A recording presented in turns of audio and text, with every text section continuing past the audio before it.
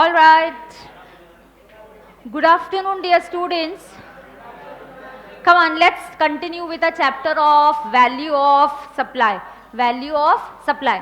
Value of supply में कुछ ही problems है हमारे जो अभी हमें सॉल्व करना बचा है, वो करके मैं डिस्काउंट के बारे में आपको एक सर्कुलर है वो भी बताती हूँ। वो करने के बाद हमारा ये चैप्टर खत्म हो जाएगा। So let's focus. कल हमने किया था क्वेश्चन नंबर 11। जरा आपके नोट्स खोलना और नोट्स में देखना। We are on page number 158, right. 11th question अपना हो चुका है। अभी हम करेंगे question number 12, right. So dear students, let's get started immediately. Okay, so question number 12. Samruddhi advertisers conceptualized and designed the advertising campaign for a new product. तो उन्होंने एक नया प्रोडक्ट के लिए कुछ एडवर्टाइजिंग कैंपेन डिजाइन किया हुआ है। They got it product launched by New Moon Private Limited for a consideration of 5 lakhs. तो कितना कंसिडरेशन है? 5 लाख का। Samruddhi advertisers owed 20,000 to one of its vendors in relation to advertising services provided to New Moon Private Limited. Such liability of Samruddhi advertisers was discharged by New Moon Private Limited. New Moon Private Limited. Full stop. Delayed. Okay, 1 minute. By New Moon Private Limited. Okay. New Moon Private Limited delayed the payment of consideration and thus paid 15,000 as interest. Determine the value of taxable supply made by Samruddhi advertisers. Assume the rate of GST to be 18%. Question पढ़ के मुझे बताना supplier कौन है और recipient कौन है, जल्दी से. Read the question. Let me know who's the supplier and who is the recipient.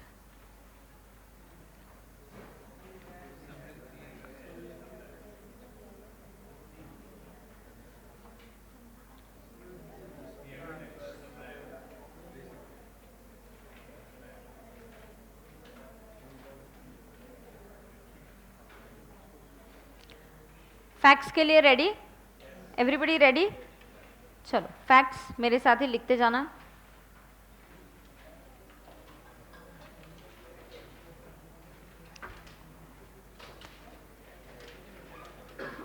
Facts के लिए ready? Yes everybody, don't talk. क्या है बीकॉम एग्जाम कुछ है क्या? अटेंडेंस क्यों कम है? तो कुछ बच्चे बोल के गए ना जैसे जा रहे, तो इतने गए क्या?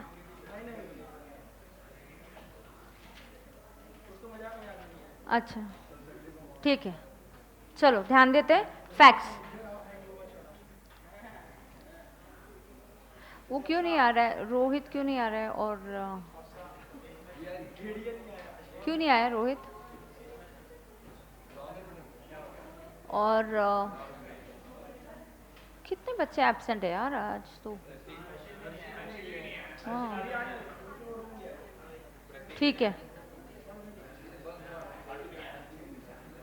हाँ कल भी बंक मारा था उसने।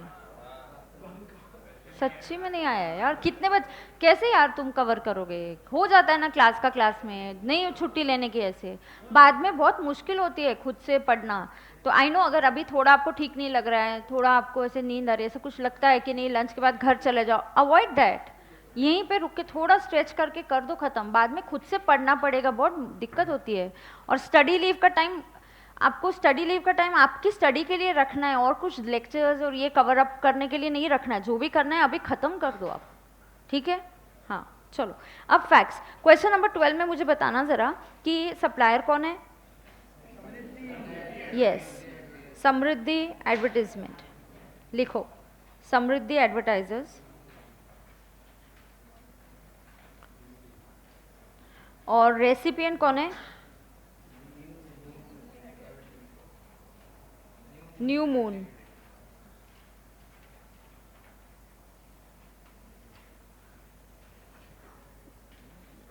New moon private limited, right. तो न्यू मून इनको देने वाली है 5 लाख और प्लस इन्होंने थर्ड पार्टी को भी कुछ पेमेंट किया है। आप देख लो, it has paid 20,000 to one of the vendors of new moon. So कोई वेंडर्स है न्यू मून का,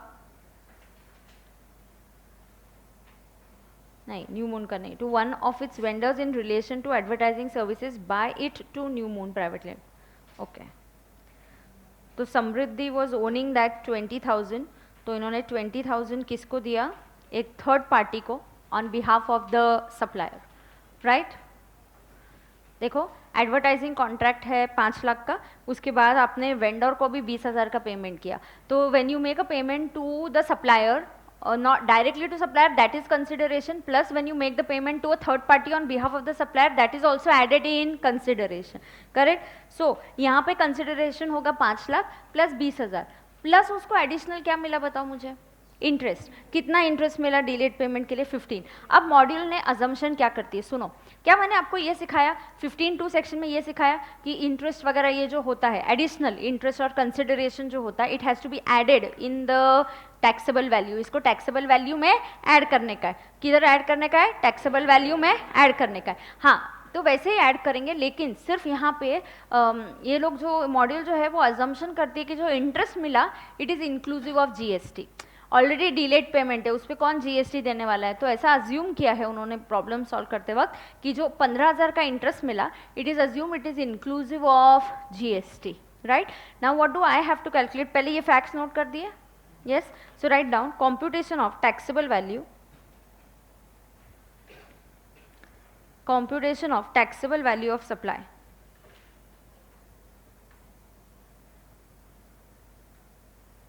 computation of taxable value of supply,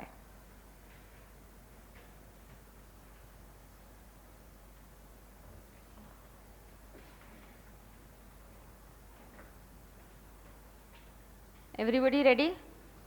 So computation of taxable value of supply। now पहला लिखो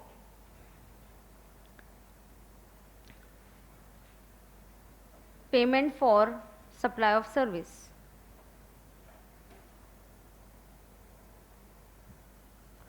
payment for supply of service 5 lakhs,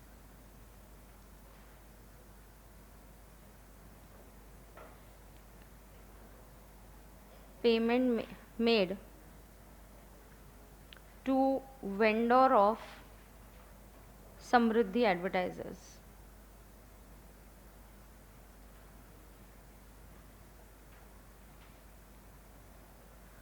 to be included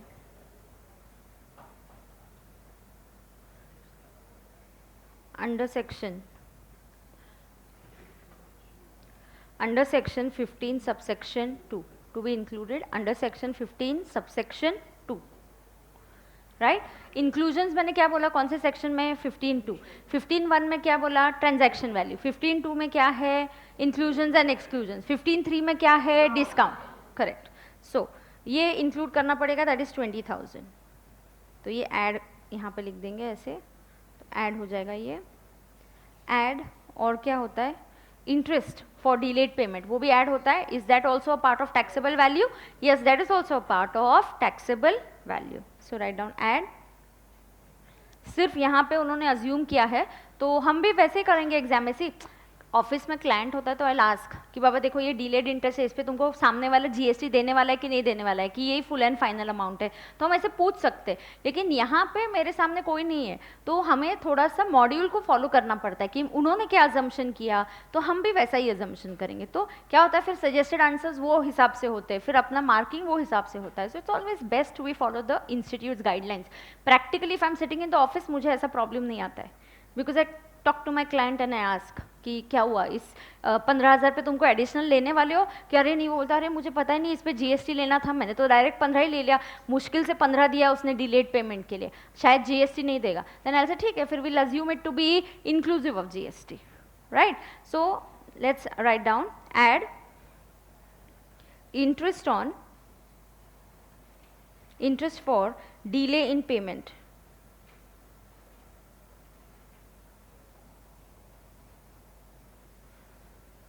क्या rate of interest दिया है, तो अगर 100 रुपये का अमाउंट होता उस पर 18% जीएसटी ना, आपको क्या दिया है, assume the GST rate to be 18%, so inclusive बन जाएगा 118, तो 15,000 इज अज्यूम टू बी 118, तो 100% कितना, और you can directly do it, 15,000 divided by 118 into 100, 12,712।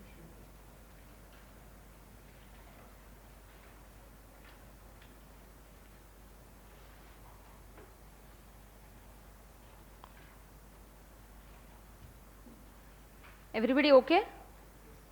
तो ये बनेगा taxable value,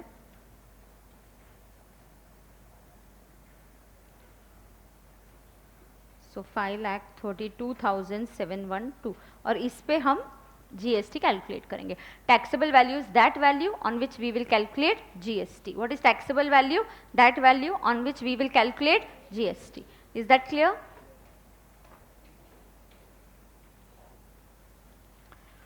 Taxable value is that value on which we will calculate GST.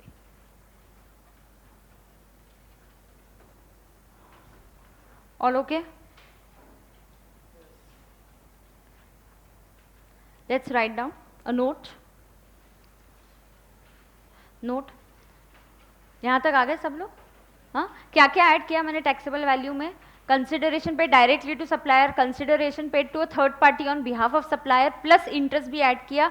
All this is to be added, it is a part of taxable value. Assume करेंगे कि interest is inclusive of GST, तो उसके assumption पे note लिखेंगे. Write down note. It is assumed that the interest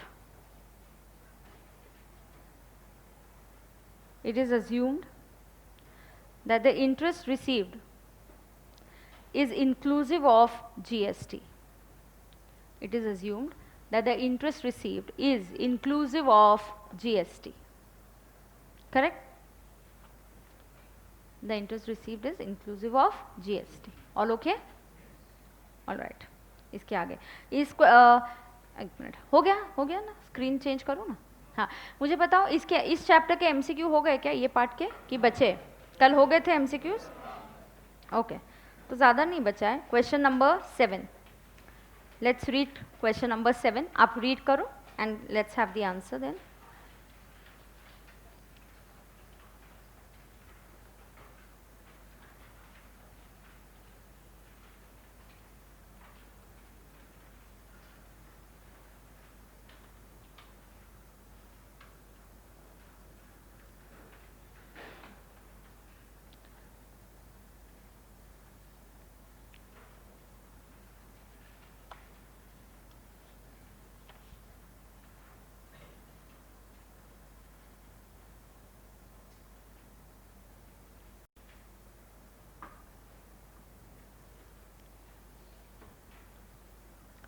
done है?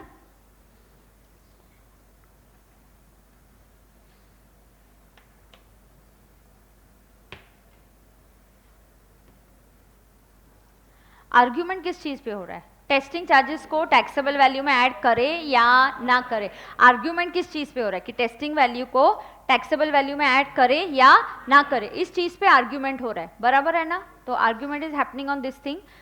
Right now let us understand further. पहले तो इस टाइप के क्वेश्चंस को अटेम्प्ट कैसे करना चाहिए. कोई भी, आई एम श्योर आपने लॉ में, ऑडिट में जब सीखोगे आप ऐसे ही होगा, आपको अंकिता मैम ने भी ऐसे ही बताया रहेगा. तो what do we have this 3 points. पहला आपने प्रोविजन बताना चाहिए. तो जैसे सेक्शन 15 क्या बोलता है? All these incidental expenses which are done in relation to the supply and they are done before the delivery of the supply should be included. फिर सेकेंड, क्वेश्चन के फैक्ट के बारे में. हाँ, इस क्वेश्चन में क्या हुआ? Testing and this was done and this is in relation to supply. And third point होता है आपका कंक्लूजन. तो पहला पॉइंट होता है प्रोविजन. अभी इनकम टैक्स में उस टाइप के क्वेश्चन नहीं थे, लेकिन GST में हो सकते हैं. तो 3 पॉइंटर्स में आपके आंसर्स होने चाहिए. पहला क्या बताओगे आप? लॉ एक्ट का प्रोविजन क्या है. दूसरा क्वेश्चन के फैक्ट्स बताओगे. और तीसरा इन दोनों का, लॉ की प्रोविजन और क्वेश्चन के फैक्ट को कंबाइन करके आपका कंक्लूजन क्या है. राइट, सो मैं एक क्वेश्चन उस तरह से डिक्टेट करती हूँ. So write down, answer should be written like this in the exam. ऐसे नोट करके रखो, क्योंकि सारे आंसर्स मैं वैसे नहीं डिक्टेट करूँगी, बहुत टाइम जाएगा, बट एक सैम्पल आंसर हम रखेंगे. सो यहाँ पे मार्किंग करके रखना. Answer should be written like this in the exam. Answer should be written like this in the exam. Into bracket sample answer. Answer should be written like this in the exam. Into bracket क्या है ये? Sample answer में आपको मैं दे रही हूँ, dictate कर रही हूँ. पहला पॉइंट. अब देखो उन्होंने कैसे, सेक्शन कौन सा यूज किया है? Give us the correct argument in light of section 15. अभी इंक्लूजन्स और एक्सक्लूजन्स के बारे में कौन सा सेक्शन बात करता है? 15 सबसेक्शन 2. तो yes, will write down as per the provisions of section 15 subsection 2. मैं डिक्टेट कर रही हूँ. as per the provisions of section 15 subsection 2 of the CGST Act 2017, as per the provisions of section 15 subsection 2 of CGST Act 2017, any amount charged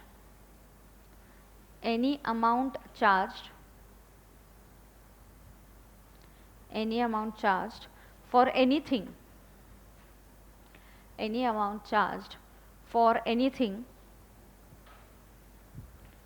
done by the supplier in relation to supply. Underline in relation to supply. Anything done by the supplier in relation to supply. Underline in relation to supply. At the time of delivery or before delivery. Done at the time of delivery or before delivery. At the time of delivery or before delivery. ठीक है, ये जो मैंने पहले dictate किया इसको point number 1 दे दो. Okay, this is first point. Okay, now second point में किस बारे में बात करूंगी? About the question. तो क्वेश्चन में क्या दिया है? That AKZ gets an order वगैरह वगैरह. AKZ does the testing and charges a testing fee from the customer. So let's write down in this question AKZ Foods Private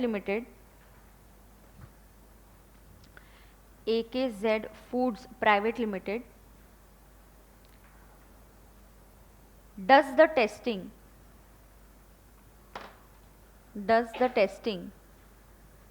when? Does the testing before the delivery of goods.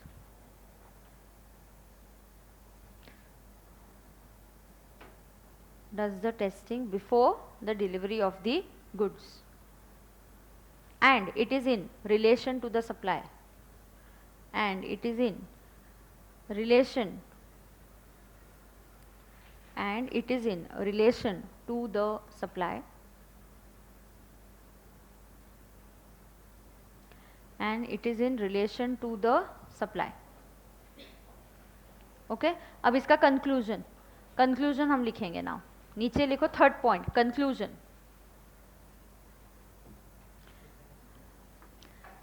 The testing fees should be added in the taxable value. The testing fees should be added in the taxable value. Should be added in the taxable value. Okay. The argument of AKZ Foods.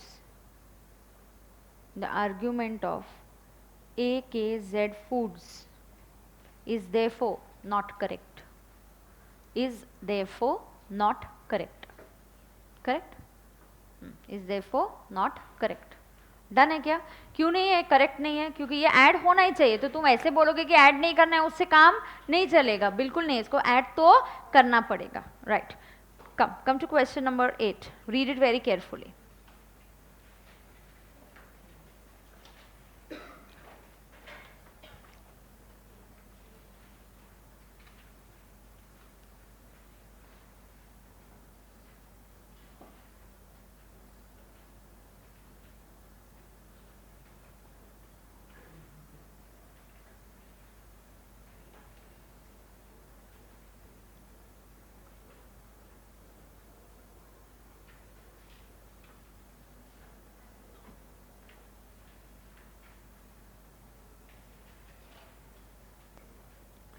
और philanthropic मतलब charitable.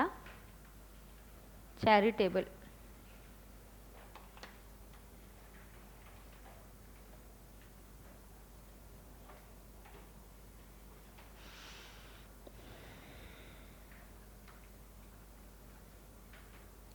पढ़ा आपने? सबने पढ़ा? पढ़ लिया?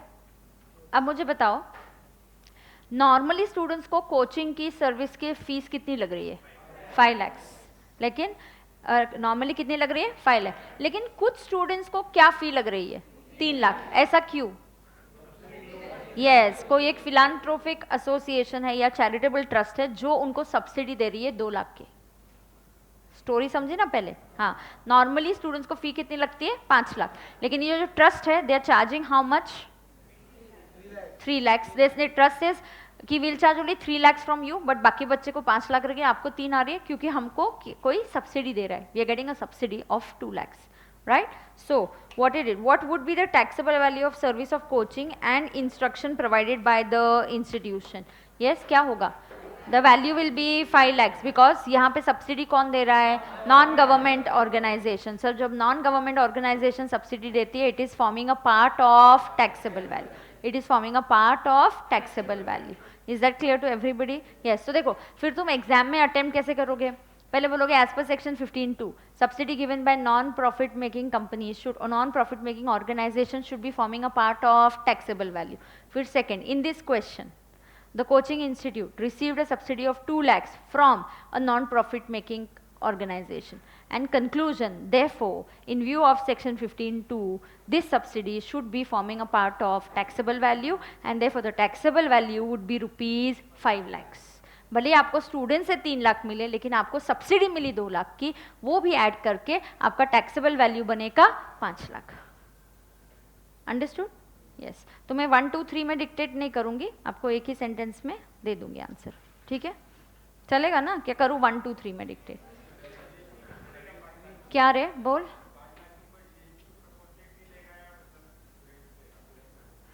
अभी he can decide, अगर उसने see if he is not taking student से 3 लाख के ऊपर लेगा और वो इंस्टीट्यूट को बोलेगा कि जीएसटी लग रहा है, तुम देने वाले हो क्या? नहीं देने वाले हो तो फिर I will recover it from the students. और some cases he may say I will take it inclusive. तो आपको जीएसटी निकालने को नहीं बोला है, टैक्सेबल वैल्यू बोला है। सो हमारे लिए तो टैक्सेबल वैल्यू 5 लाख है, जो बाकी स्टूडेंट्स की फी है। So on that I will have to give GST. So you have an option, you have to tell the organization कि इस पे GST लगेगा, तो आप 2 लाख मत देना, 2 लाख 2,36,000 दे दो हमको। Yes, right. So take down. Students actually इसका आंसर पीछे आपको दिया हुआ है डिटेल में। हाँ, तो एक सिंपल सेंटेंस में डिक्टेट करती हूँ। Write down the taxable value, the taxable value of the coaching service, the taxable value of the coaching service provided by the institute, the taxable value of the coaching service provided by the institute would be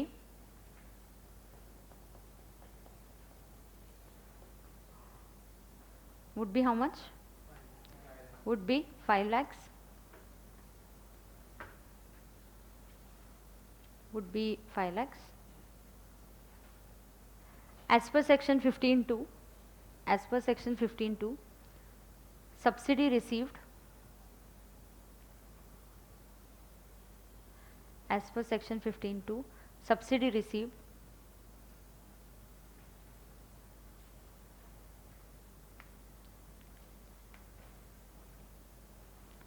as per section 15(2), subsidy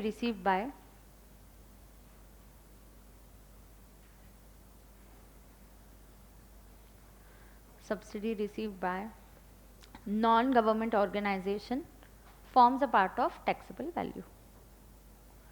Forms a part of taxable value. Forms a part of taxable value.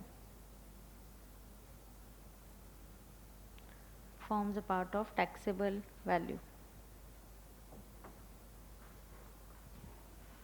Correct, forms a part of taxable value. Is that clear to everybody? Yes, come on. Read the 9th question. So just 9 and 10 questions. We have 2 questions, a little bit 1 page of circular that I have to do. Then I'm done with this chapter. So please read question number 9.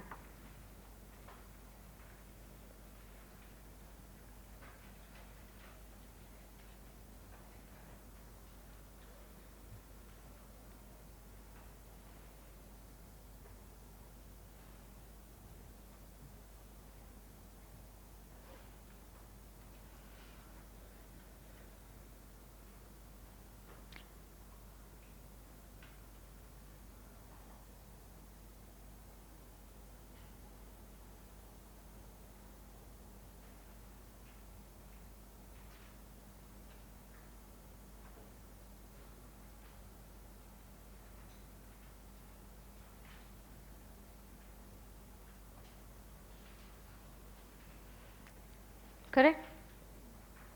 Now understand students, यहाँ पे actual interest नहीं है, notional है।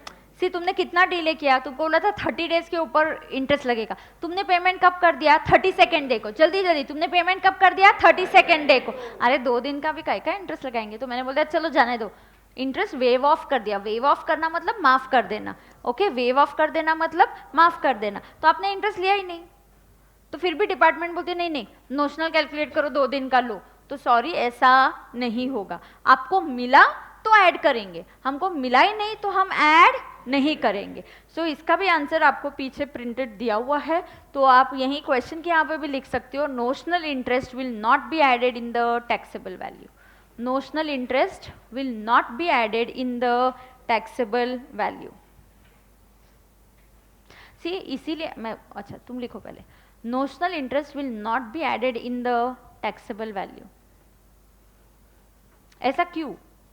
सुनो, इसलिए पता है हमको इंटेंशन ही नहीं नोशनल को टैक्स करने का, इसलिए इसका टीओएस क्या होगा? चलो तुमने बोल दिया टैक्स करना है, टैक्स पे कब करोगे?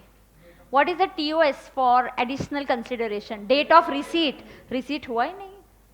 इससे intention of the law clear होता है कि हमें नोशनल इंटरेस्ट पे टैक्स नहीं करना, we want to tax interest only when it is actually receive. तुमको मिला ही नहीं तो हम कैसे टैक्स करेंगे? हम क्यों जीएसटी पे करेंगे? मिलने तो दो, फिर आई एम रेडी टू पे। तो इसलिए इसका टीओएस भी क्या होता है? Date of receipt of additional consideration. बरोबर? आगे 10th वन।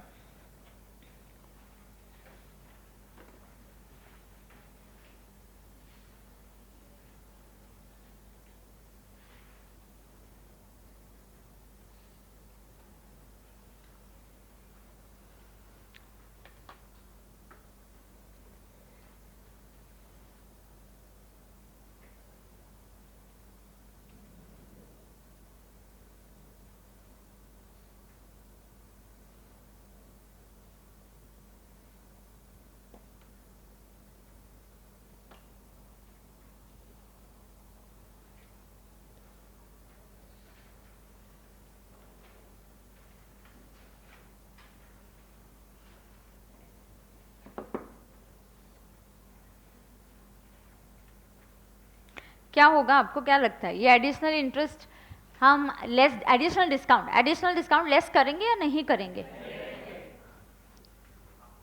मुझे बताओ डिस्काउंट लेस कब होता है?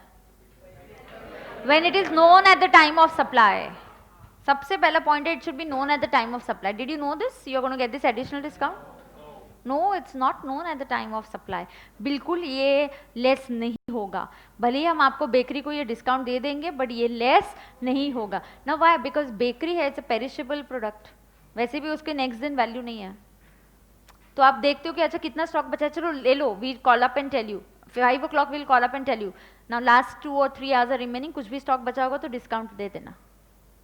You can also, you will give you the discount. So this discount, additional discount, normal discount अब तो मिलता है, स्टैंडर्ड डिस्काउंट देखो, crunch product limited sells biscuits and cakes to whom it charges list price minus standard discount. तो आप वो पहले से ही पता है कि हमारा प्राइस है list price minus standard discount है, तो इतना हम स्टैंडर्ड डिस्काउंट है, ये लेस होगा क्या? हाँ होगा। लेकिन what happens when the goods remain unsold with the dealers, it offers additional discounts। या जैसे बिस्किट्स के लिए, बेकरी प्रोडक्ट्स और बिस्किट्स का शेल्फ लाइफ होगा जैसे 1 महीना, 1 महीने भर में खत्म करना है। तो अब हम पूछते हैं अच्छा कौन सा स्टॉक कितना बचा है, तो यू नो देन वी से ओके अच्छा ये स्टॉक बचा है, इसको वैसे भी इसका लाइफ अभी और हफ्ते भर में खत्म करना चाहिए, तो आप बोलते हो फिर sell it at a discount। So we give you an additional discount when the goods are remaining unsold। So this was not known at the time of supply, therefore this additional discount will not be deducted while calculating the taxable value। It will not be deducted while calculating the taxable value। So you can write down the additional discount is not known at the time of supply। The additional discount is not known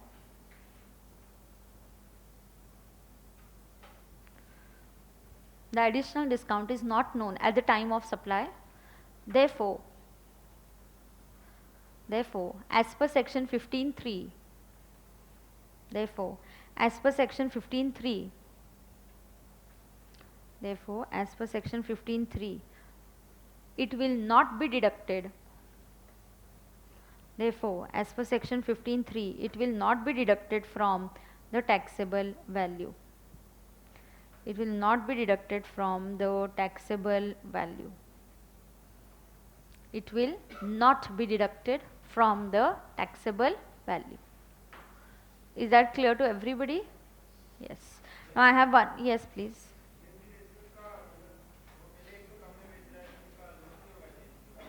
margin होता है काफी, वो देखेगा उसका loss हो रहा है तो नहीं देगा डिस्काउंट. कोई डिस्काउंट इतना नहीं देगा कि अपना खुद का लॉस करेगा, और वैसे भी वो बेचा नहीं गया तो लॉस ही है मेरा. हाँ, तो it's better even if I sell it at cost, it's good for me.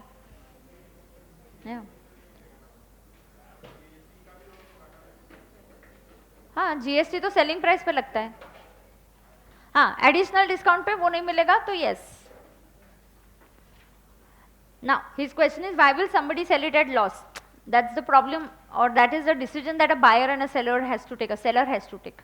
GST is not here to tell him कि क्या प्राइस पे बेचना है या डिस्काउंट देना है या मत देना है. हम सिर्फ बोल रहे हैं कि जो discount is not known at the time of supply should not be deducted from the taxable value.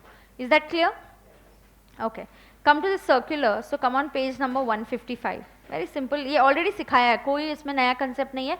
Just I'll run through the circular once, so then we are done, right? Pay attention.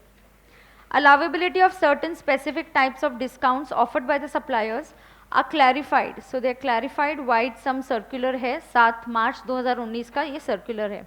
अब देखो क्या ये circular बोलता है. इस नाम दिया है पहले स्टैगर्ड डिस्काउंट. क्या नाम दिया है? Staggered discount. Now what is staggered discount? Now you don't know, but industry में ये टर्म्स यूज किए जाते हैं. स्टैगर्ड डिस्काउंट होता है, वॉल्यूम डिस्काउंट होता है, क्वांटिटी डिस्काउंट होता है. तो ये सर्कुलर इसलिए दिया है so that there is no confusion among the people as such कि इस डिस्काउंट का क्या करना है, लेस करना है या लेस नहीं करना. Logic is the same. Staggered discount, buy more save more offers. In case of staggered discounts, rate of discount, ये underline, rate of discount increases with increase in purchase. Staggered discount का मतलब क्या है? जैसे तुम्हारा purchases increase होगा, तुम्हारा discount rate भी बढ़ते जाएगा. Now, for example, get 10% discount for purchases above 5,000, get 20% discount for purchases above 10,000, and 30% discount for purchases above 20,000. Such discounts are shown in the invoice itself. Such discounts, because they are shown in the invoice, they will be excluded from the taxable value. इनको taxable value से less किया जाएगा. क्यों? आपको उधर ही बताया जाता है. On if you buy 2 shirts, you will get 10% discount. You will buy 3 shirts, you will get 20% discount. तो तभी बिलिंग करते वक्त वो डिस्काउंट लेस करेंगे. मतलब it is known and shown in the invoice. So क्या इस टाइप का डिस्काउंट लेस करेंगे? हाँ, लेस करेंगे. तो हम ये पूरा सर्कुलर उसके नीचे लिखेंगे, staggered discount. It is known and shown in the invoice and therefore it will be deducted. Correct? हाँ. So staggered discount मतलब क्या बताओ जल्दी? It increases with the increase of purchases. The discount का rate increases with the more you buy, the more discount you get. तो इस type का discount less किया जाता है. Second, periodic year-ending discounts or volume discounts. These discounts are offered by the suppliers to their stockist. For example, get additional discount. तो additional मिलेगा. normal तो जो है standard हम सबको देते हैं. Get additional discount of 1% if you purchase 10,000 pieces in a year.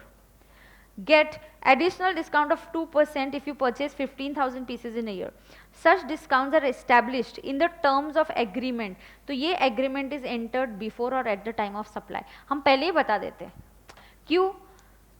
तुम फिर स्टॉक वो हिसाब से, I don't mind buying more stock and keeping it, क्योंकि मुझे पता है ये अगले 1 साल में बिकने वाला है.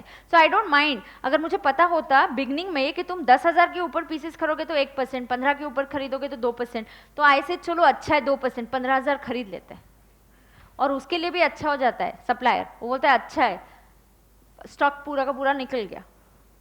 So it's a good thing. It is known. ऐसा पहले ही बताया जाता है, जानबूझ के पहले ही बताया जाता है. It's a incentive. तुमको बोलेंगे तो तुम ज़्यादा खरीदोगे. Right? Yes. So this is known at the time of supply but not shown on the invoice. तो जरूरी नहीं है invoice में नहीं दिखाया, but was it known at the time of supply?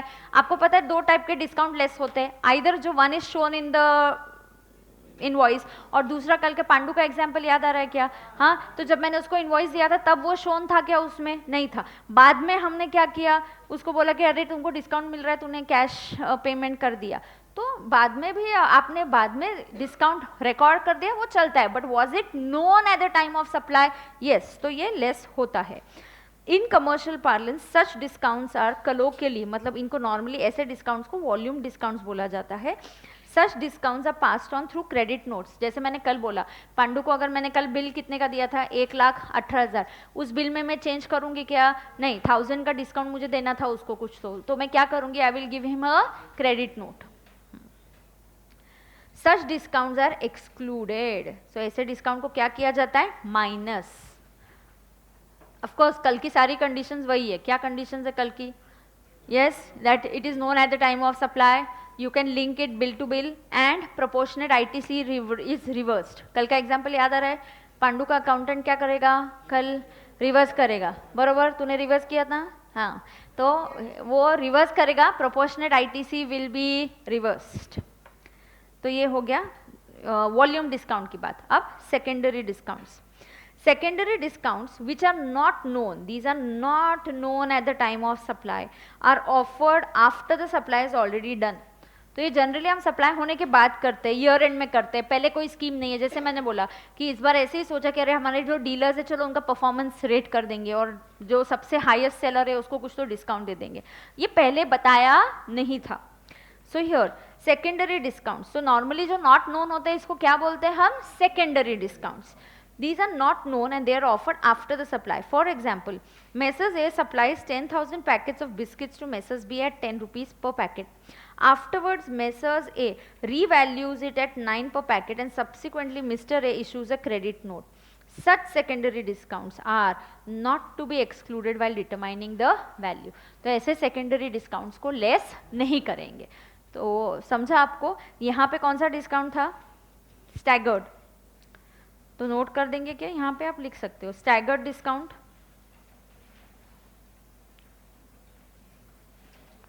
They are shown in the invoice. तो इनको क्या करेंगे? Less from taxable value. Volume discounts, these are known at the time of supply.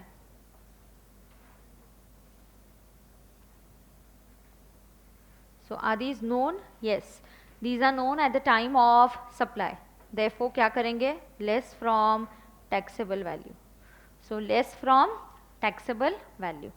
And third, secondary discounts.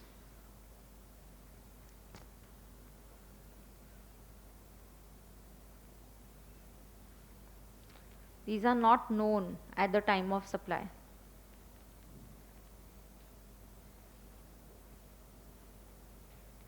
Not known at the time of supply. तो क्या करते हैं when they are not known? Not to be deducted, add नहीं, हाँ, add नहीं करते, हाँ, not to be deducted। ऊपर मैंने लेस लिखा मतलब नीचे ऐड आएगा ऐसा नहीं है रे। वो एडिशनल डिस्काउंट को लेस नहीं करेंगे, सेकेंडरी डिस्काउंट को लेस नहीं करेंगे, बरोबर? ठीक है, एवरीबडी ओके? केस स्टडीज है ऐसे, इसी पे 2 एग्जाम्पल्स है और वही पढ़ लेंगे और समझेगा डिस्काउंट लेस करना है या नहीं करना है। पहले ये लिख के लो, तो फटाफट 2 एग्जाम्पल्स है, केस स्टडीज है, पढ़ लेते हैं।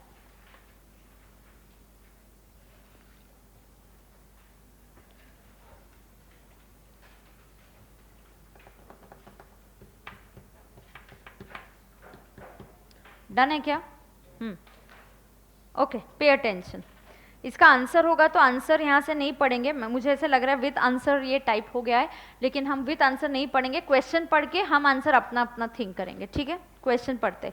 Pink and blue private limited, एकदम ध्यान से कॉन्सेंट्रेट करो, फैक्ट समझना बहुत जरूरी होता है। Pink and blue private limited sold goods to orange private limited on 15 January at 50,000। तो क्या प्राइस पे बेचा? 50,000. Pink and Blue Private Limited sold goods to Orange Private Limited on 15 Jan at 50,000. This is exclusive of taxes and discounts. मतलब यहाँ पे कोई taxes नहीं लगाया है ना अभी तक discount लगाया है. And charge 9,000 as IGST. कैसे रे 9,000 आया? 50,000 पे 18%. 50,000 पे 18%. That comes to 9,000. IGST क्यों लगाया रहेगा? It could be sale from one state to another state or one union territory to another union territory. In short, this must be a interstate supply. Correct. The terms of supply stipulated that discount at 2% will be given to OPL. So terms of supply में बोला गया था. Terms of supply was stipulated. How much discount will be given? 2% will be given to OPL if it makes the payment within 1 month of supply. OPL avails the ITC credit of 9,000. OPL मतलब कल के example में पांडु को मैंने bill दे दिया, हाँ मैंने उसको 1 लाख का बिल दे दिया, उसने 18,000 का ITC क्लेम कर दिया. हाँ same, you will find it very easy now because I have already explain this yesterday.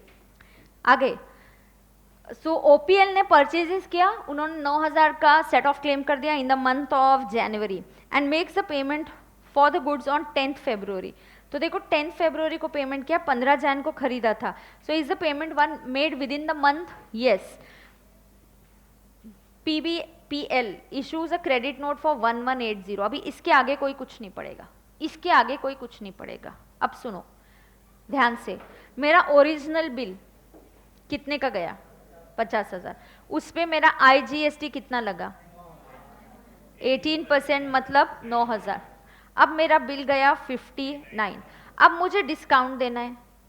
कौन सा डिस्काउंट है ये? Cash discount. करेक्ट. 1 महीने में आपने पेमेंट कर दिया तो कैश डिस्काउंट. कितना परसेंटेज है डिस्काउंट का? 2%. तो 50,000 पे 2% मतलब 1,000. बराबर. करो ना, कैलकुलेट करो, सब लोग करो, जल्दी जल्दी करो. और हाँ 50,000 पे 2% निकालो तो 1,000. तो डिस्काउंट 2% के हिसाब से 1,000 आया. क्या ये डिस्काउंट टैक्सेबल वैल्यू से लेस करना चाहिए या नहीं करना चाहिए? करना चाहिए, because this discount was known at the time of supply. मतलब अब मेरा टैक्सेबल वैल्यू ये डिस्काउंट को माइनस करके होगा 49,000.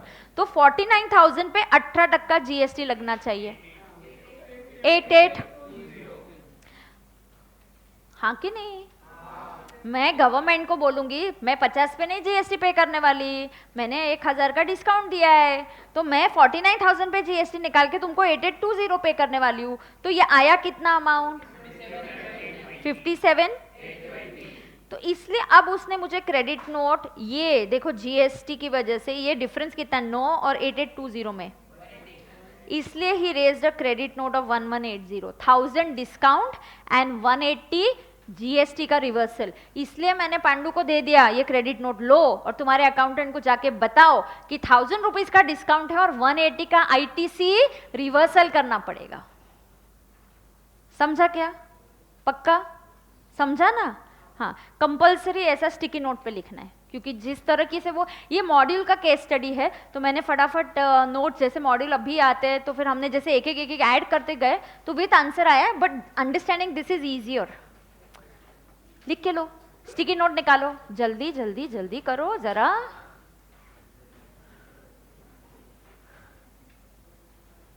नींद पूरी नहीं हुई है क्या?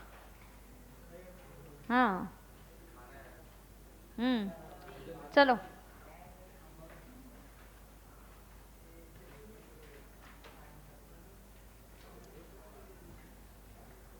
स्टिकी नोट पे लिख के लो तो जरा बच्चा लोग.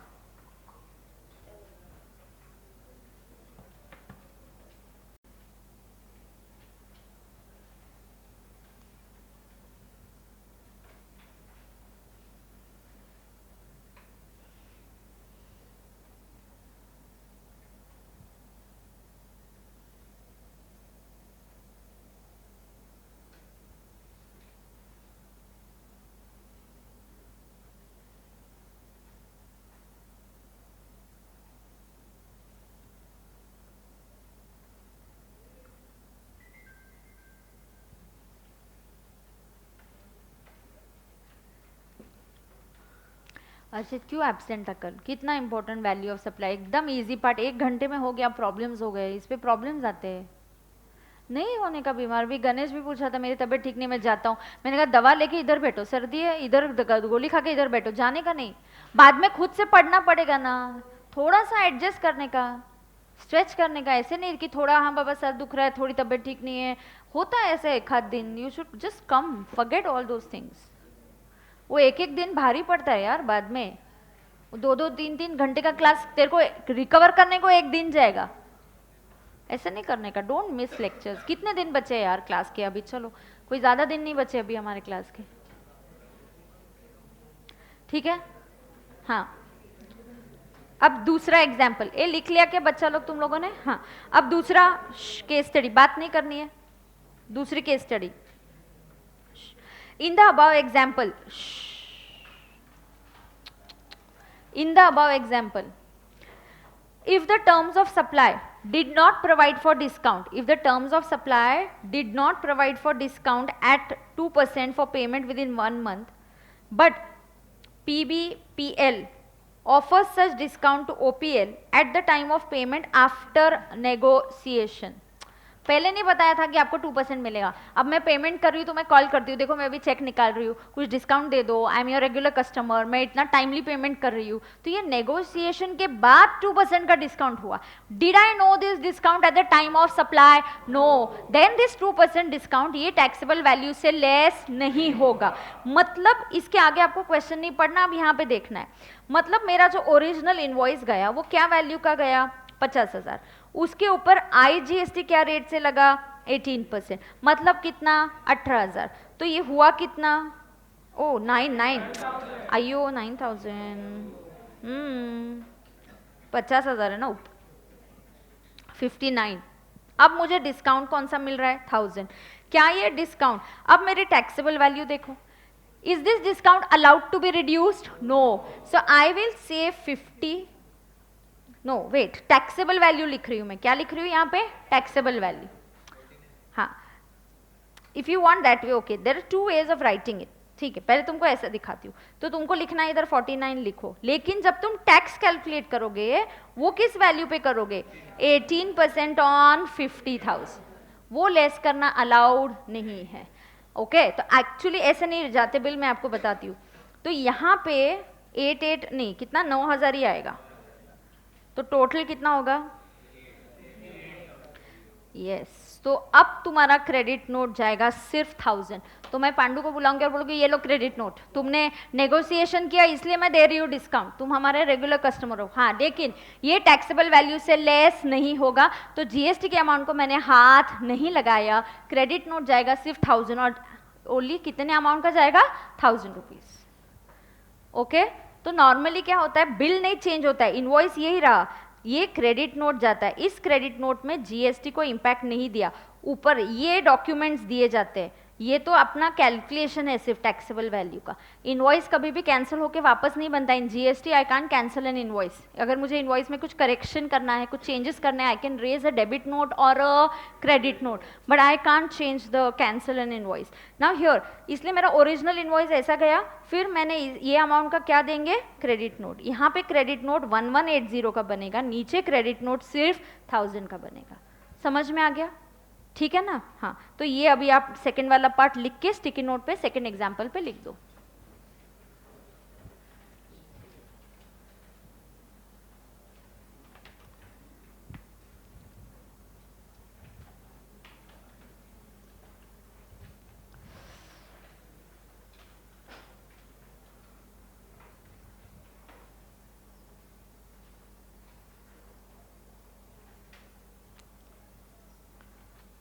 इसलिए वो कल एग्जाम्पल से समझाया तो आपको अच्छे से समझ में आ गया वो बात।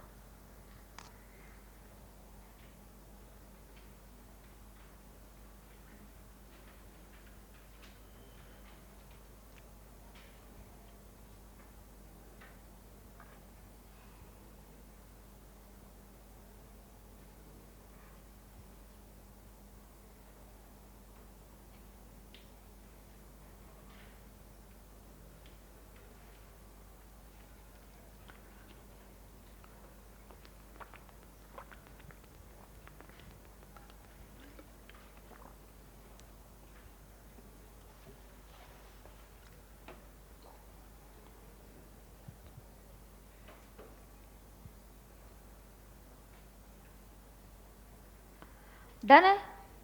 Everybody is done with this? हाँ देखो देखो यहाँ पे दिया है ना, ये कितना पे करेगा यहाँ पे 58,000, हमने भी वही निकाला है 58, और ऊपर वाले एग्जाम्पल में कितना पे करेगा 57,820, तो ऊपर भी दिया है ही will pay 57,820, so we got the same thing right. So यही केस स्टडीज थे, यही आपको बताया गया है। Okay, rest there is nothing in this, here they said वो फाइनल लेवल पे डिस्कस करना है ये उसके बारे में, ये अभी कुछ नहीं है। वो बता रहे कि अगर आप सेक्शन 15 के अंदर वैल्यूएशन नहीं कर पा रहे हो तो आपको क्या रेफर करना पड़ेगा, वैल्यूएशन रूल्स। ये वैल्यूएशन रूल्स हम कहाँ सीखेंगे, फाइनल में। Yes, so dear students, I'll stop here right now. So with the chapter of value and time of supply is done. Deductions खोलना तुम, आज डिडक्शंस कंप्लीट करके रिटर्न ऑफ इनकम जो भी रहेगा वो भी कर दूंगी। एग्जाम्ड इनकम मैं कल भी फिर डीटी लेके will finish DT, so I will not keep DT pending now today tomorrow. लेकिन कल आप फिर भी नए नोट से वो इसके ले लेना अगर डीटी खत्म हो गया, क्योंकि कल हम एक्स्ट्रा करने वाले, तो अगर डीटी खत्म हो जाता है मुझे लगता है तो I will ask you to get GST के नोट्स ऑफिस से ले लेना।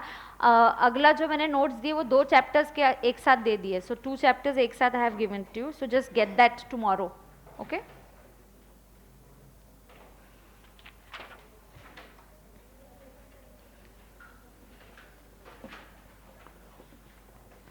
डीटी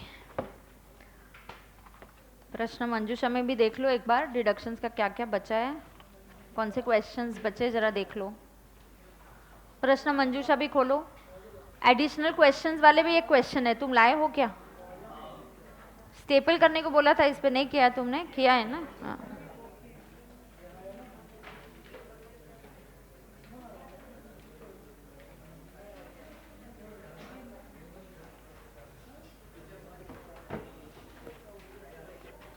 डिडक्शंस कौन से चैप्टर पे खोल दो जरा।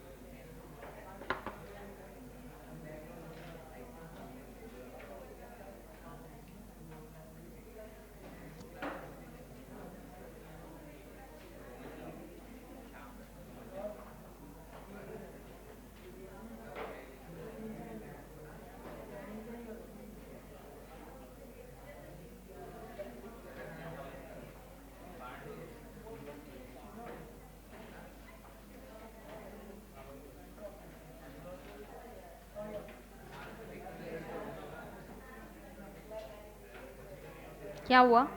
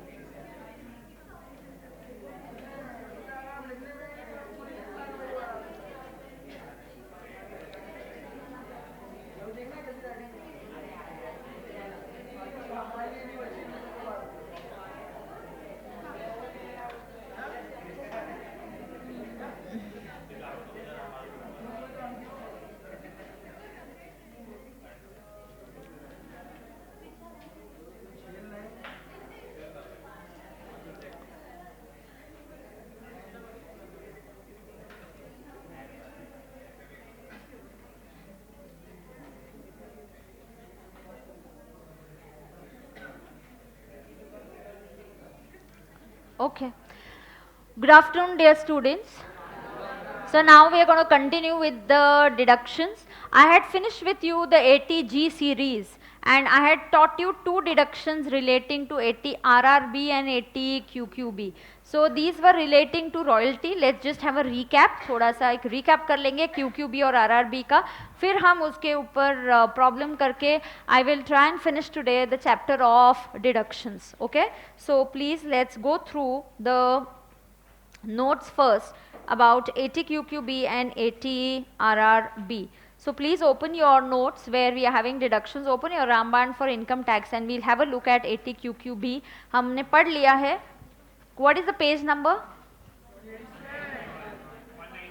191. So yes, we are on page number 191. So let's focus on that. ATQQB, this is available to a resident individual.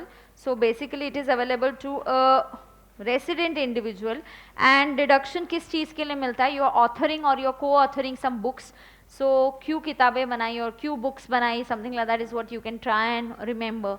So ATQQB, अच्छा ऑथर्स जो होते हैं ना स्टूडेंट्स, उनको रॉयल्टी मिलती है. रॉयल्टी कैसे मिलती है? दो टाइप्स की मिलती है. रॉयल्टी कैन बी लमसम और it can be as a percentage कि मुझे बस पूरे साल तुम कितनी भी किताबें बेचो मुझे 50 लाख चाहिए, या I will take it as 18%, I will take it as 20% of sales. तो जैसे तुम्हारा sales बढ़ते जाएगा I will also get my royalty. So royalty can be received lump sum, royalty can be received as a percentage. Royalty can be received in India, royalty can also be earned outside India. Your books can also be sold outside India. लेकिन याद रहे अगर ये royalty आपको foreign currency में मिलती है तो इंडिया में लेके आओ उस foreign currency को. अगर तुम उस royalty को जो foreign currency में मिली उसको इंडिया के बाहर ही रखते हो then to that extent हम आपको deduction नहीं देंगे.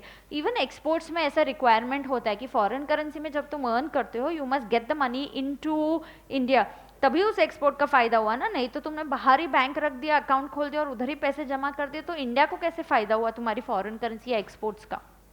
ओके आपको डिडक्शन कितना मिलेगा हमने नोट किया. रॉयल्टी इनकम और 3 lakhs whichever is lower. कितना डिडक्शन मिलेगा?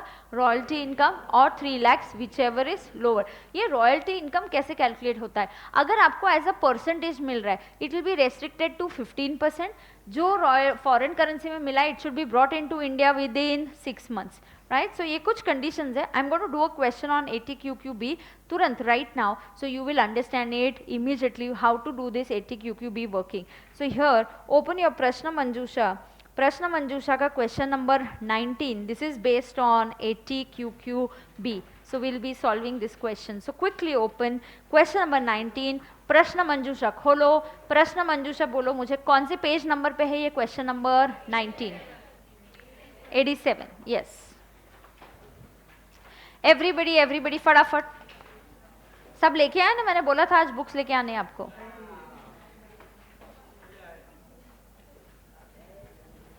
ओके जो नहीं लाए पेजेस टेयर करके आप लिख दो, बाद में वहां पे नोटबुक में स्टेपल कर देना. So please pay attention now. Determine the amount deductible under section ATQQB in the following cases X, Y, Z and A. Royalty on books X को मिला 90,000, Y को मिला 3 lakhs, Z को मिला 6 lakhs, A को मिला 8 lakhs. Is the royalty as a lump sum payment? No, no and no, and it is yes for A. मतलब X, Y and Z को रॉयल्टी एज अ परसेंटेज मिला, उनको lump sum payment नहीं मिला. Now royalty का rate दिया है 18, 17.5, 12.5 and not applicable. क्योंकि ए के लिए नॉट एप्लीकेबल क्यों है? क्योंकि ए को लमसम मिला. सही बात है. Now expenditure for earning royalty 10,000, 1,10,000, 180, 240. Is royalty receive from abroad? Yes in all the cases. No कर दो वाई के केस. जेड के केस में नो कर दो. जेड के केस में नो कर दो. सो अमाउंट रेमिटेड जरूरी नहीं है ना. Z must have sold his books only within India, so that's okay. जैसे इंडिया का इनकम टैक्स एक्ट, बाहर थोड़ी कोई खरीदने वाला है. Is royalty receive from abroad? Yes, yes, no and yes. Amount remitted to India within 30th September. X का 70,000, Y का 280, जेड को नॉट एप्लीकेबल क्योंकि ये कंडीशन उसको अप्लाई नहीं करता, और ए को 7 lakhs. हमें क्या कैलकुलेट करने के लिए बोला है? 80 QQB का डिडक्शन। क्या कैलकुलेट करने को बोला है? 80 QQB का डिडक्शन। प्रॉब्लम करूंगी, आपको इसका प्रेजेंटेशन तुरंत समझ में आ जाएगा। With the help of problem you will understand it better. So in the notebook let's start writing computation of, question number क्या है अपना? 19।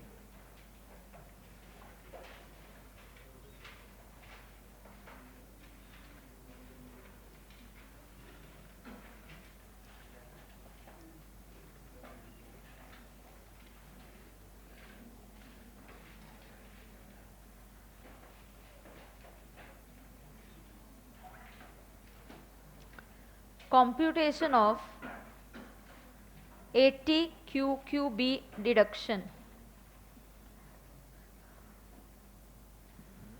Computation of 80 QQB deduction.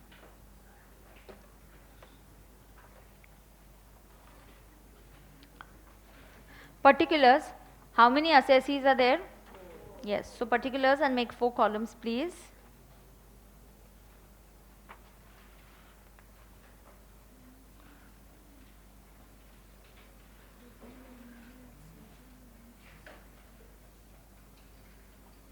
कौन है? X, Y, Z and A.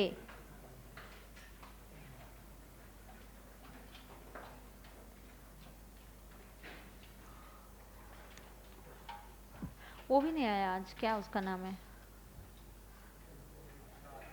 कहाँ? बिहार या वो कैल? हाँ हाँ, क्या नाम है उसका? अफसार नाम है अफसार। ओके, क्यों नहीं आया वो?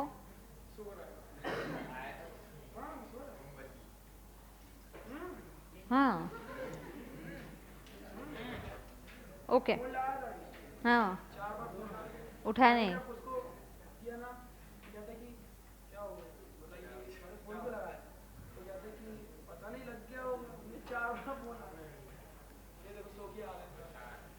क्या है क्या? चलो, particulars X, Y, Z and A, right. Let's understand. ये मुझे पेज नंबर बताओ प्रश्न मंजूषा का। ओके राइट, बातें नहीं। चलो, यहाँ पे 2-3 इंपॉर्टेंट डिडक्शंस है, एग्जाम में आने के बिल्कुल चांसेस है। आज मैं ये इसके बाद जो ई वाली सीरीज कंप्लीट करूंगी तो 2 अमेंडमेंट्स हुए, एक CCD और एक इसमें, तो आपको बता दूंगी। Now let's write down royalty. Actually इनको पहला पॉइंट लिखो, रॉयल्टी मिला कितना? X का 90,000, Y का 3 lakhs, Z का 6 lakhs, A का 8 lakhs।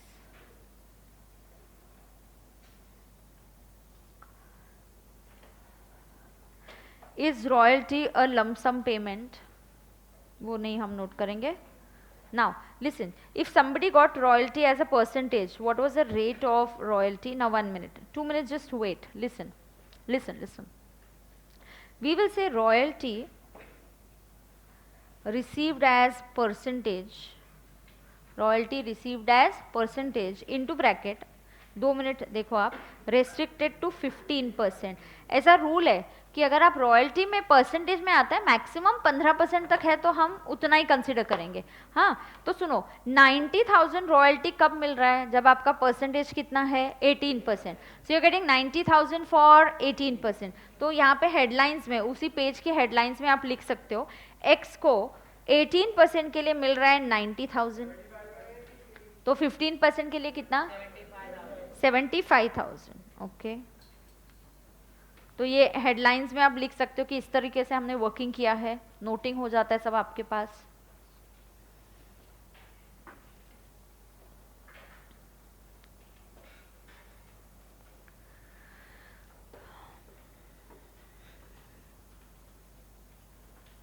Correct, everybody okay with this? तो 18% के लिए मिला 90। 15 कहाँ से आया? QQB का रिक्वायरमेंट है। QQB बोलता है कि मैक्सिमम कितना हम कैलकुलेट करेंगे? 15% के हिसाब से डिडक्शन देंगे। नाउ यहाँ पे लिखेंगे 75। What about Y? Y के लिए 257 142 कैसे आया? Y को मिलता है 3 लाख, लेकिन y का रेट क्या है 17.5, तो 17.5 नहीं चलेगा, हमने क्या रेस्ट्रिक्शन डाला है 15% का, तो 15% का रेस्ट्रिक्शन मतलब ये कितना आना चाहिए, that comes to 257 142, note it down.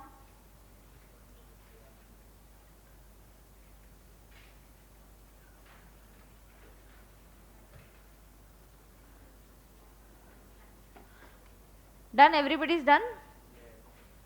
Okay. Now in case of Z, what is the rate? 12.5. Are you within the limit? Yes. Then I have no problem. I will note it as 6 lakhs. And A को तो not applicable. ये वाला clause नहीं, dash नहीं लिखेंगे, not applicable लिखेंगे। क्यों? उससे फर्क पड़ेगा नीचे की वर्किंग में। नॉट एप्लीकेबल लिखो। क्यों? क्योंकि ये क्लॉज उसको एप्लीकेबल नहीं है। क्यों नहीं एप्लीकेबल है? उसको लमसम मिल रहा है। उसको क्यों नहीं एप्लीकेबल है स्टूडेंट्स? उसको लमसम मिल रहा है। Very good. आगे देखो, थर्ड, अगर royalty in foreign currency, so royalty in foreign currency, लेकिन कितना अलाउड होता है कंसिडर करना? Royalty in foreign currency only to the extent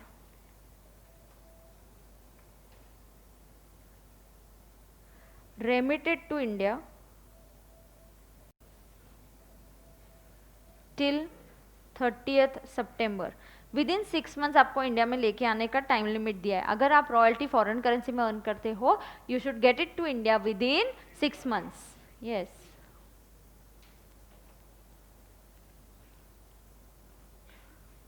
group पे डालो, जो भी बच्चे एब्सेंट है अभी भी अगर ज्वाइन इन पास में ही होंगे तो आने को बोलो, तुरंत बोलो। मैंने मैसेज डालने को बोला, ऐसे एब्सेंट नहीं रहने का रे। कितना लॉस होता है तुम्हारा? अब नॉर्मल लॉस, नॉर्मल तो होता ही रहता है क्लास में, इधर उधर 5-10 मिनट ध्यान तो इधर उधर जाता है, वो नॉर्मल लॉस होने वाला है 5%। ये अब नॉर्मल, तुम पूरा का पूरा लेक्चर ही नहीं आते, कुछ भी नहीं जाने वाला दिमाग में। चलो, हाँ मैम ने रिपोर्ट करने को बोला है तुरंत। हाँ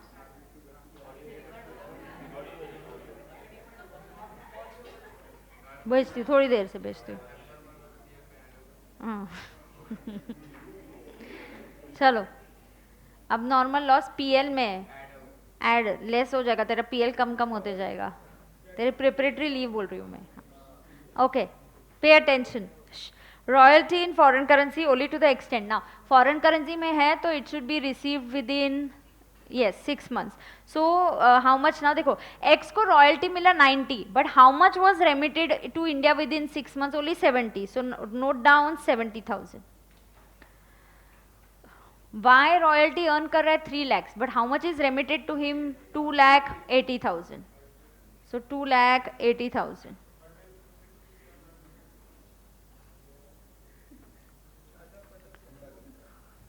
ओके, z के लिए ये क्लॉज एप्लीकेबल क्या हुआ? विष्णु है कोई, वो कहता है कि क्लास आ जाओ मैं पार्टी नहीं करूंगा। हाँ, कौन है रे?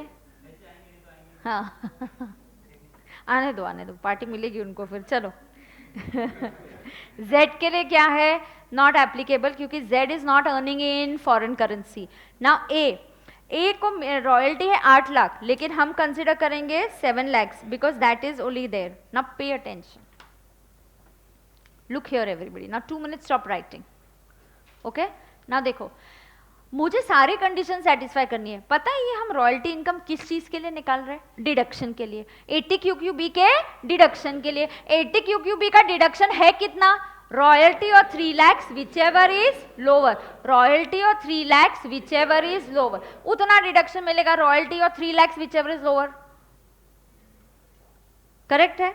Yes yes? तो रॉयल्टी इनकम और 3 lakhs whichever is lower, तो what is that royalty income? तो ये सारा वर्किंग रॉयल्टी इनकम के लिए हो रहा है। इसमें बहुत सारी कंडीशंस है, 15% का भी है, फॉरेन करेंसी में है तो 6 months में आना भी चाहिए। इसीलिए जो रॉयल्टी हम कंसिडर करेंगे ना, royalty for the purpose of, ये रॉयल्टी है, इनकम नहीं बोला मैंने, वर्ड यूज किया। Royalty for 80 QQB will be least of the following. देखो 1 2 3 अमाउंट्स है, इसमें से जो सबसे लीस्ट है वो सारी कंडीशन सेटिस्फाई कर रहे हैं। तो QQB क्या बोलेगा? हमारे लिए x के लिए रॉयल्टी होगा 70,000, y के लिए सबसे लीस्ट क्या है? 257 142। क्यों? क्योंकि 257 142 सारी कंडीशन सेटिस्फाई कर रहा है। वो 15% की लिमिट में भी है, वो अमाउंट गॉट इनटू इंडिया की लिमिट में भी है, सब कुछ सेटिस्फाई कौन सा अमाउंट करेगा? जो सबसे लोएस्ट है। So take that amount, right? यहाँ पे 6 lakhs, यहाँ पे 7 lakhs, करेक्ट? समझा ना? हाँ, तो लिखो, इसमें से 4 में से होता है लेस एक्सपेंडिचर और फिर आएगा रॉयल्टी इनकम। लिख के लो पहले।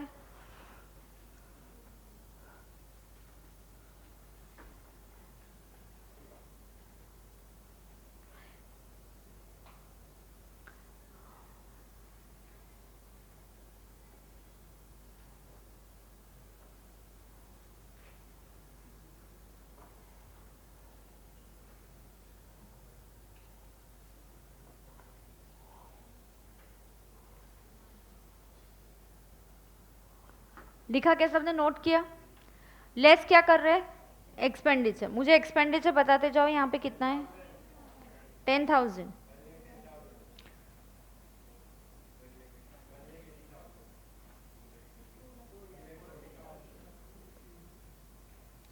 Therefore, royalty income for 80 QQB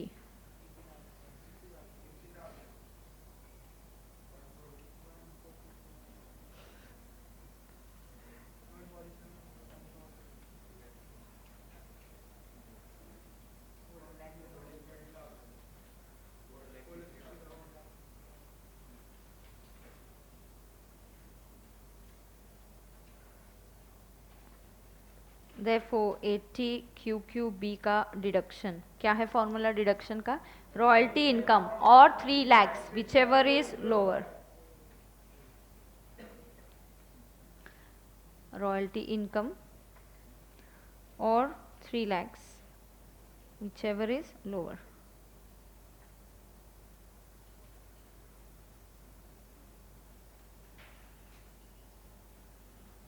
royalty income और 3 lakhs whichever is lower।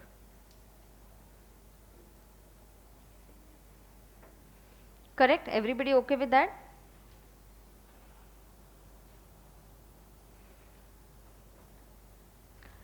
Now यहाँ पे कितना मिलेगा पहले सिचुएशन में? x को कितना deduction? 60,000। Yes, x will get a deduction of 60,000. Y will get a deduction of 147, 142 or 3 lakhs, whichever is lower. So that is 147, 142. Z को 3 lakhs, A को भी 3 lakhs। अब मुझे आपको कुछ बताना है। पहले मैं X के व्यू पॉइंट से आपको और कुछ बताऊंगी। पहले नोट कर दो। यस तो कितना डिडक्शन मिलता है 80 QQB का? रॉयल्टी और इनकम और 3 lakhs whichever is lower. ना पे अटेंशन, जब X का रिटर्न फाइल होगा, X का क्या फाइल होगा? Return. What is his royalty? Actually he is earning 80,000। Income कितना है? नहीं सॉरी 80 नहीं, एक्चुअली रॉयल्टी मिला कितना? 90,000। ना pay attention. Now let's say for X I'll assume he is having some salary income also, और साइड बाय साइड उसने कुछ बुक लिखा है, उसको 7.5 लाख का सैलरी इनकम है, कंप्यूटेड माइनस स्टैंडर्ड डिडक्शन सब करने के बाद उसका salary income computed. Assume x का अज्यूम करो, मैं सिचुएशन एक्स में आपको एक बड़ा पिक्चर दिखा रही हूँ, मतलब नॉट जस्ट QQB तक तुम्हारी सोच नहीं रहनी चाहिए, your vision has to be bigger कि अच्छा इसका एक्चुअली रिटर्न में कैसे दिखेगा, क्या वर्किंग होगा, यू शुड अंडरस्टैंड दैट ना। एक्स का अज्यूम करो कि उसको सैलरी मिल रहा है 7.5 लाख, ये कंप्यूटेड है, और उसको रॉयल्टी इनकम मिल रहा है। I will how I compute his NTI now. See I will say salary, ये कंप्यूटेड है, कितना कंप्यूटेड है बताओ? 7.5 लाख। उसमें I will say IOS which is royalty, which I will say उसका इनकम है 90,000। यहाँ पे इनकम 90 है। अच्छा मैम ऊपर तो आपने रॉयल्टी इनकम यहाँ पे कंसिडर किया था 60,000। अरे वो QQB की वर्किंग है, एक्चुअली हिज इनकम इज 90। वो QQB के डिडक्शन के लिए रूल है 15% फॉरेन करेंसी में लेके आ जाओ और वगैरह वगैरह। नॉर्मल मेरा इनकम तो 90 है, 90 में से मेरा खर्चा कितना हुआ? 10,000। तो माई रॉयल्टी इनकम इज 80,000। तो what is my GTI? 8,30,000 less deduction 80 QQB, और इसका वर्किंग हमने ऊपर किया है. 80 QQB is 60,000 and therefore your NTI will be 7,70,000. तो you got a bigger picture of it कि इस तरह की वर्किंग होगा. जो ऊपर मैंने वर्किंग किया है that's restricted only for deduction का कैलकुलेशन. इट्स ओनली डिडक्शन का कैलकुलेशन के लिए इनकम है. क्यों? क्योंकि डिडक्शन का रूल है. अरे तुम फॉरेन करेंसी में अर्न करते हो, बाहर ही रखते हो, तो हम नहीं डिडक्शन देने वाले. सही बात है, बेनिफिट मिल रहा है तो पैसे लेके आओ इंडिया में. 15% का लिमिट है, ठीक है, we have to follow that. तो QQB की वर्किंग वैसी होगी, लेकिन नॉर्मल इनकम की वर्किंग इस तरीके से होगी. ठीक है, तो आपको लिखना है ऐसा. Write down. Assume in the above example x. Assume in the above example.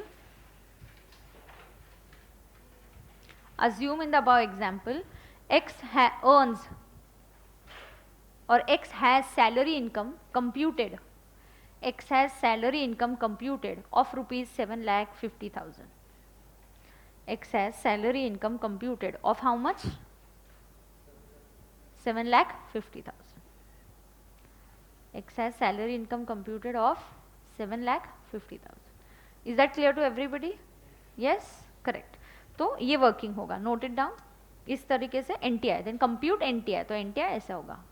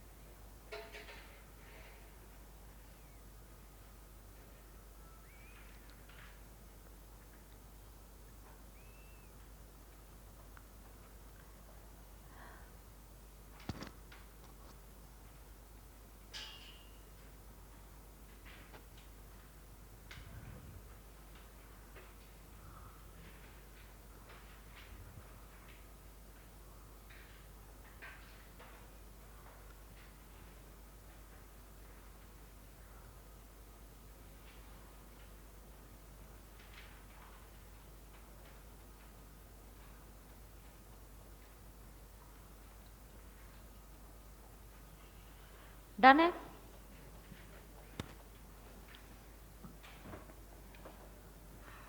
Done है क्या सबका? Have you noted it down? Finished? Yes. तो ये कौन सी सीरीज होगी आपको सिखाई मैंने? RRB and QQB. ये पेटेंट्स है.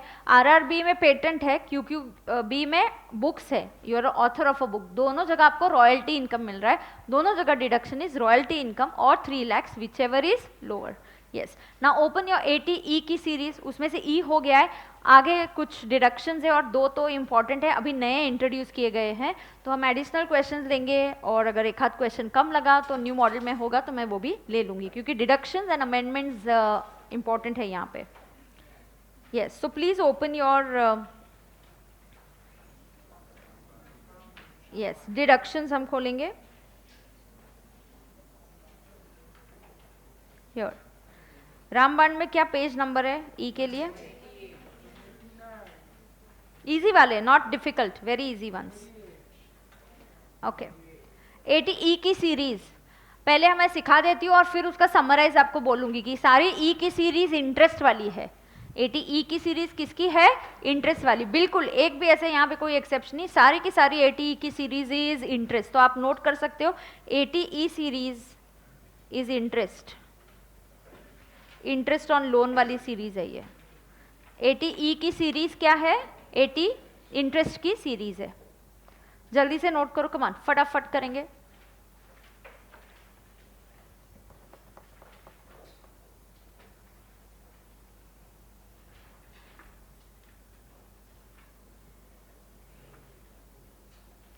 Correct. Everybody done? Now pay attention. 80E की सीरीज ई हो गया, ई किसके लिए था? Education loan. E was for what? Education loan.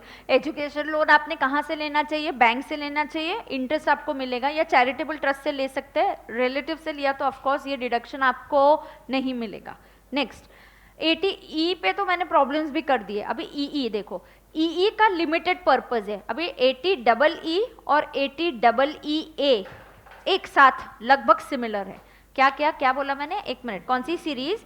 80EE और 80EE ये लगभग सेम है। दीज आर मोर और लेस सेम। इसमें एक मेजर, एक ही थोड़ा सा जो डिफरेंशिएटिंग पॉइंट है वो क्या है? दोनों किस चीज के लिए मिलते हैं ना? सुनो, 80EE का पुराना है, मतलब कैसे? 80EE में नाउ स्टूडेंट्स यहाँ पे you are suppose to take a loan, home loan आपने लेना चाहिए। अब आप बोलोगे मैम होम लोन लेना चाहिए, होम लोन पे इंटरेस्ट होना चाहिए, ये तो हम ऑलरेडी इनकम फ्रॉम एचपी में कंसिडर करते हैं। इनकम फ्रॉम एचपी में अपना वर्किंग क्या होता है बताओ जरा? GAV less municipal taxes, NAV less deduction under section 24, standard deduction, interest on borrowed capital, correct? Standard deduction and interest on borrowed capital. Interest on borrowed capital हम तो लेते हैं यहाँ पे 24B में। कहाँ लेते हैं? 24B।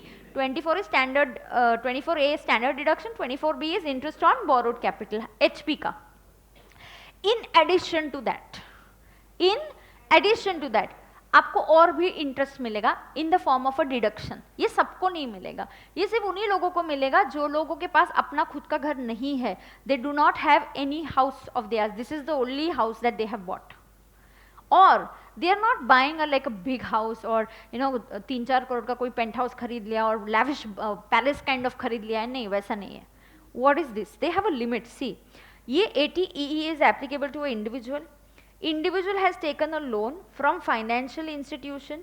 This is for the purpose of RHP. आपने घर के लिए लोन लिया है, ठीक है? आप बोलोगे मैम ये तो डबल हो रहा है। रुको ना, समझेगा तुमको। ओके देखो, लोन शुड बी सैंक्शनड कब? This please write down, loan की सैंक्शन की डेट है PY 16-17। लोन सैंक्शन कब होना चाहिए? 16-17। ऐसा क्यों? क्योंकि जब फाइनेंस मिनिस्टर ने उस साल का बजट डिक्लेयर किया रहेगा, ये सेक्शन इंट्रोड्यूस किया कि इस साल में हम ये बेनिफिट देना चाह रहे हैं कि जो लोग इस साल में घर खरीदना चाहते हैं और बैंक से लोन सैंक्शन करना चाहते हैं, तुरंत आप करके ले लो, आपको एक फायदा मिलेगा। क्या? वो समझेंगे। Loan is sanction between 16 to 17 and the loan amount should not exceed 35 lakhs। तो आपने लोन भी ऐसे नहीं, मैंने बोला ना कोई लैविश घर के लिए नहीं है, आपका लोन का amount should not exceed 35 lakhs। Your property value has to be less than 50 lakhs। Property value has to be less than 50 lakhs। Then benefit of this deduction continues till the loan is continuing. 80EE deduction is over and above the deduction of 2 lakhs। और कितना deduction मिलेगा? 50,000। मतलब क्या? सुनो, आपके किसी client ने PY 16-17 में हाउसिंग लोन लिया। अरे 16-17 में लोन लिया, उसके बाद हम आज क्यों कर रहे हैं? क्योंकि लोन 20 साल, 15 साल, 25 साल के लोन्स होते हैं। The loan is still going on.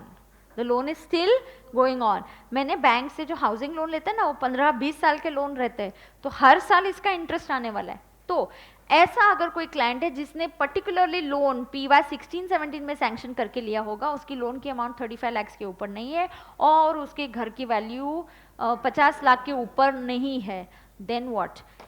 इसने अगर आपको दिया PY 19-20 में, ड्यूरिंग द ईयर उसका इंटरेस्ट आया 3,52,000।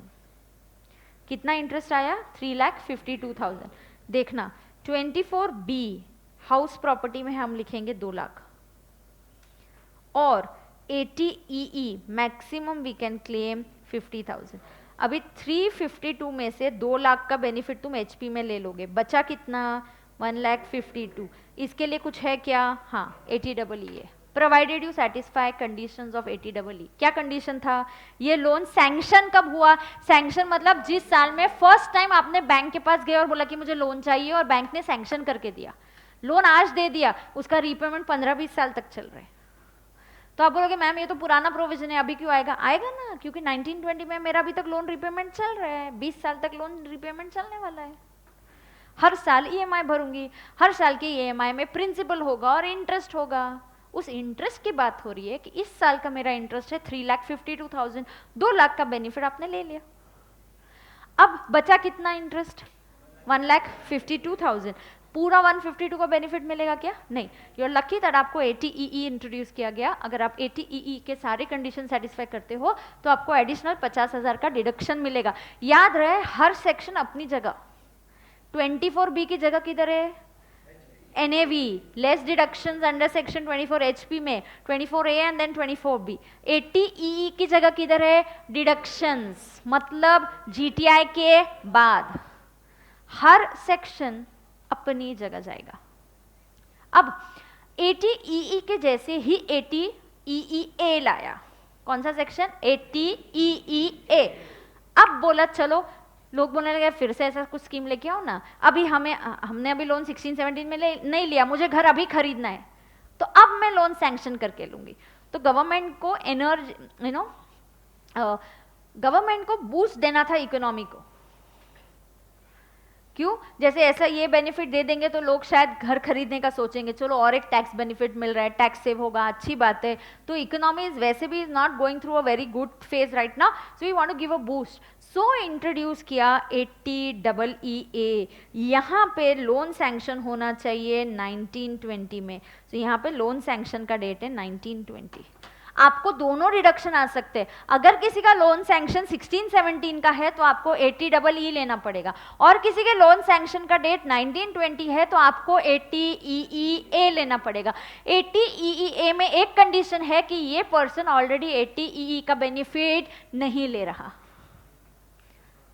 दोनों नहीं मिलेंगे। आपको 16-17 में सैंक्शन है तो आप ATEE में जाओगे। अगर अभी आप नया लोन लेके नया सैंक्शन करवा रहे हो और 1920 में आप आ रहे हो और बाकी के कंडीशन सेटिस्फाई कर रहे हो तो आपको ATEEA का डिडक्शन मिल सकता है। इसमें कंडीशंस क्या है?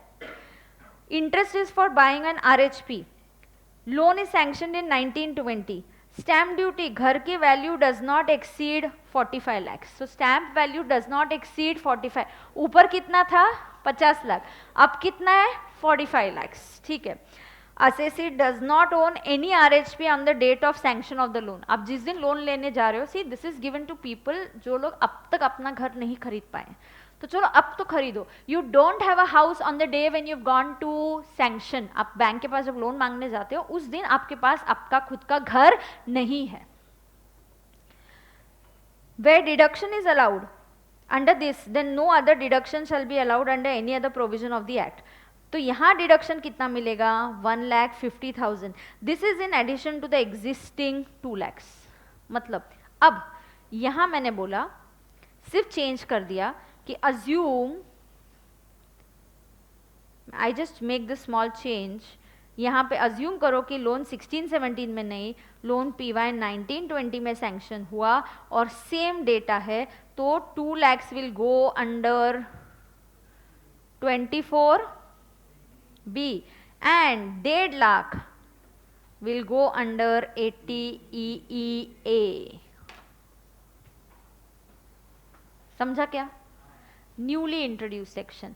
ATEEA घर के लिए, ATEEB इलेक्ट्रिक व्हीकल खरीदने के लिए।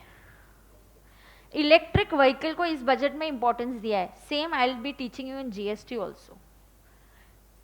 तो इलेक्ट्रिक व्हीकल को एक GST में बेनिफिट है, वो GST में बताऊंगी, और इसको एक इनकम टैक्स का बेनिफिट है। सो इन दोनों में से कोई ना कोई सेक्शन तो आना ही है आपके एग्जाम में, because new introduce first time ये सेक्शन इंट्रोड्यूस किए गए ATEEA and ATEEB। Now ATEEA and so here first, of course I'll summarize and I'll give it to you। अब व्हीकल ATEEB यहाँ पे भी लोन लिया है, किस चीज के लिए? Electric vehicle. आइयो मुझे बताओ, अगर मैंने इलेक्ट्रिक व्हीकल मेरे बिजनेस के लिए ली है, बिजनेस के लिए तो you will capitalise it, claim depreciation, and उसके लिए जो लोन होगा इंटरेस्ट का वो पूरा का पूरा अलाउ होगा, बिल्कुल अलाउ होगा पूरा का पूरा। तो ये सेक्शन किसके लिए बना है? जो लोग पर्सनल पर्पस के लिए ले रहे हैं। जो लोग ये गाड़ी किसके लिए ले रहे हैं, पर्सनल। तो काफी सारे लोग हैं यार, we want people to switch to electric vehicles, petrol is expensive, pollution इतना हो रहा है, it is just not possible for us. तो इनफैक्ट वी वांट पीपल अपने पर्सनल यूज के लिए भी यही गाड़ियां खरीदे। सी आप बिजनेस के लिए गाड़ी खरीदोगे तो डेप्रिसिएशन मिलेगा, उसका लोन लोगे, उसका इंटरेस्ट भी अलाउ होगा पूरा का पूरा, बट सैलरीड पर्सन होता है उसको नहीं मिल रहा है ये फायदा। तो सैलरीड पर्सन अगर गाड़ी खरीदना चाहता है, आप उसको क्लाइंट को बोल सकते हो, why don't you think of buying a electric car, if you do so and if you pay interest to the bank, you are gonna get a deduction under 80 EEB। कितना, 1.5 लाख। सेम 80 EEA इस साल introduce किया, 1.5 लाख का limit, 80 EEB भी इसी साल introduce किया और उसको भी 1.5 लाख का limit. So the loan of course, इसको टाइम ज्यादा है देखना, इलेक्ट्रिक व्हीकल का लॉन्ग टर्म प्लान है, ज़्यादा सालों का प्लान है, because very soon we are going to plan to switch over completely from petrol vehicles to electric vehicles. Even auto companies को बोला गया है कि आपका प्रोडक्शन, आपको डिज़ाइन अभी चेंज करना पड़ेगा, so they have asked for more time, they saying okay we will do it but give us some more time, understand. A loan should be sanction, यहाँ पे सैंक्शन के लिए है PY 1 अप्रैल 2019 से लेके 31 मार्च 2023 तक। 1920 कितने ईयर्स दिए, 1920, 2021, 21, 22, 22, 23, 4 years. So we have given you 4 years. किसी को नेक्स्ट 4 साल तक अगर इलेक्ट्रिक व्हीकल्स लेनी है और आपका लोन इस ईयर में आप सैंक्शन करके लेते हो, आपको 80 EEB का इंटरेस्ट का बेनिफिट मिलेगा। If the deduction for interest is allowed under this section, then it will not be allowed under any other provision. Electric vehicle means a vehicle which is powered exclusively by an electric motor. तो electric vehicle का definition दिया गया है, मैंने यहाँ नहीं cover किया है, but electric vehicle has to have a electric motor होना चाहिए, removable होना चाहिए, जिसको आप charging के लिए लगाओगे and then you put it back. So that is how a electric vehicle, it runs exclusively on electric power basically. Exclusively only on the electric power, the battery electric motor होगा उसका। समझ में आ रहा है? तो आपको कितना डिडक्शन मिलेगा, 1.5 लाख। इसमें और कुछ थोड़ी सी इंपॉर्टेंट चीजें हैं जो हम लोग चैप्टर के पीछे कहीं ब्लैंक स्पेस है क्या, देख लो जरा, डिडक्शंस के पीछे कहीं ब्लैंक स्पेस है क्या? हम एक समराइज चीज लिख के लेंगे, कुछ important points I want to tell you, फटाफट नोट करेंगे। Yes please. क्या रे, क्या 80 EE में थर्ड वाला पॉइंट, हाँ सब में कॉमन है। Benefit of the deduction of this section continues till the repayment of the loan is there.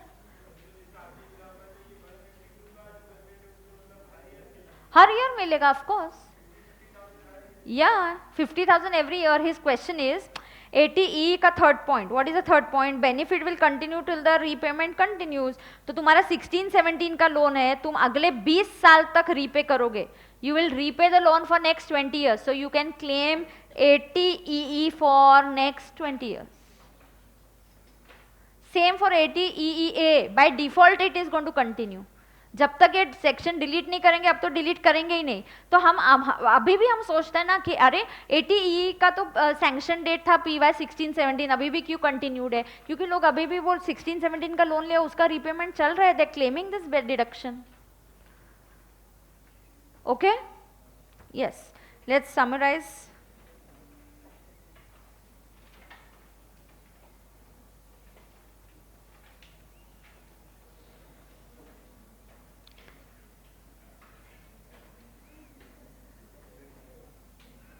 Okay. Very very important. आप लिख कहाँ रहे हो पहले मुझे वो बताओ। नोट्स में, रामबाण में लिख रहे हो? हाँ, तो यहाँ पे बिल्कुल मैं जो बोल रही हूँ extremely important, very very important from exam view point. 192 पे स्पेस कितना है? Half page. ओके, तो 2 मिनट पहले आप, मैं टेबल क्या फॉर्मेट में बनाना है वो लिखती हूँ और फिर आप बनाओ, ठीक है? तो I just note it down, क्या फॉर्मेट में मुझे आपको देना है। पूरा मुझे लग रहा है 80 E समराइज कर देंगे। सेक्शन पर्पस,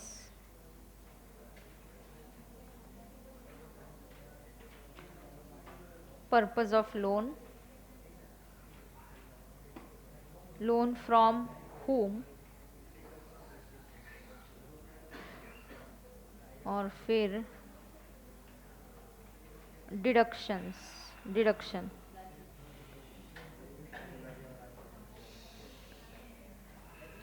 ओके, आप एक काम करो, हाँ ऐसे ही करेंगे। 80E बनेगा, कितने कॉलम्स आएंगे? एक 80E होगा, एक 80,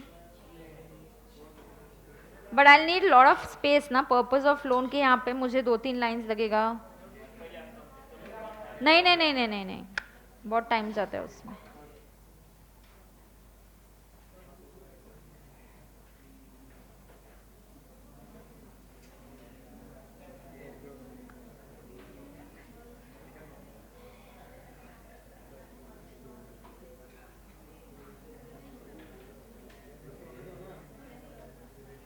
हाँ, अब पहले पे अटेंशन। 80E, सॉरी पहले 80E। 80E का पर्पस क्या है? What is the purpose of the loan? Interest on education loan. So loan is taken for education, so purpose is education. लिखो, पर्पस इज एजुकेशन। बना रहे हो क्या ये? बहुत टाइम जाएगा यार, 10 मिनट मुझे बनाने को, उसके बाद आप बनाओ। आपको लिखने के लिए तो तुम इटर्निटी तक लिखते रहते हो। तुमको तो मैंने लिखने के लिए दिया 15 मिनट 20 मिनट, लिखते जाते हो। हाँ रियली।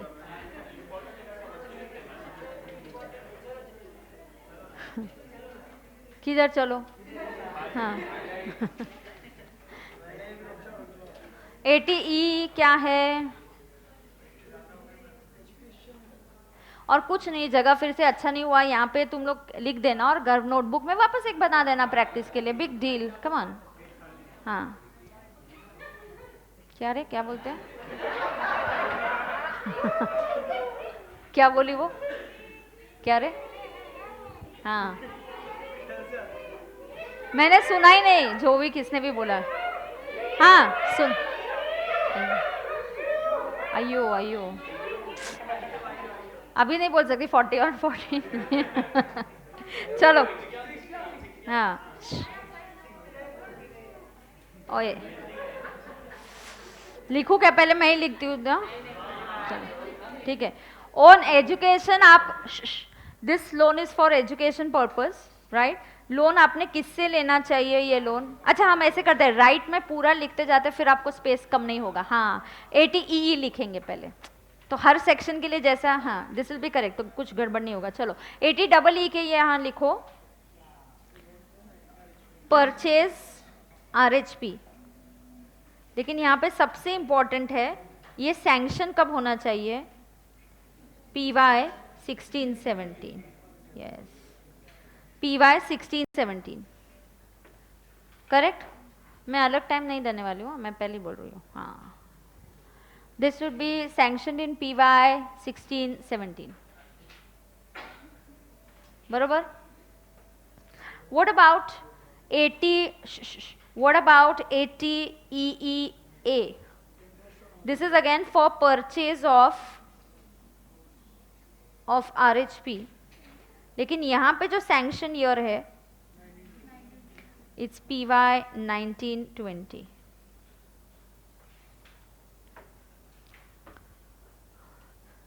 राइट अब ऊपर जितना छोटा और अच्छे लिख सके, मतलब नीचे कुछ नोट होता है या कुछ रिमार्क्स होंगे तो फिर हेल्प हो जाएगा, right?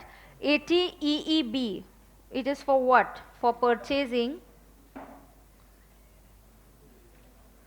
electric vehicle, for purchasing an electric vehicle। इसका जो सैंक्शन है, लोन सैंक्शन, ये कब से है? 1 अप्रैल 2019 टू 31 मार्च 2023, बरोबर?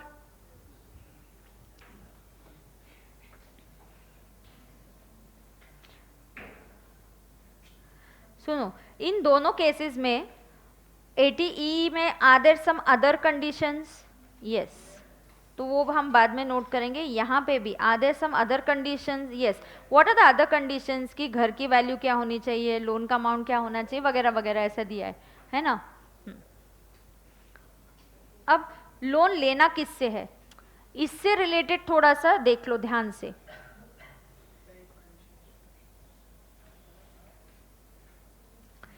Loan from whom? Yes, now loan can be from financial institutions,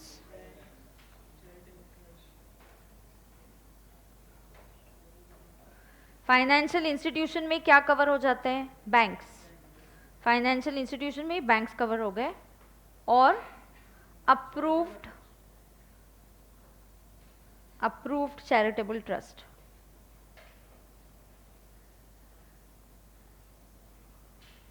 और अप्रूव्ड चैरिटेबल ट्रस्ट, बरोबर।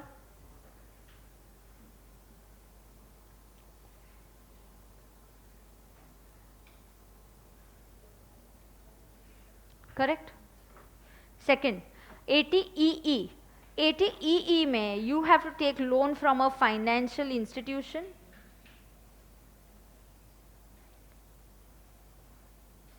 उसी में कवर हो जाते बैंक्स, और you know there are home finance companies जिनका काम सिर्फ हाउसिंग फाइनेंस देना होता है, होम फाइनेंस कंपनी। तो यहाँ पे ये दो है, home finance company is a new thing that's here.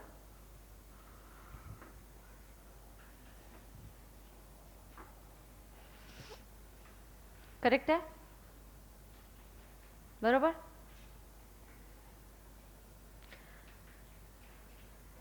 Loan ATEEA में किससे लेना है, सेम फाइनेंशियल इंस्टीट्यूशन,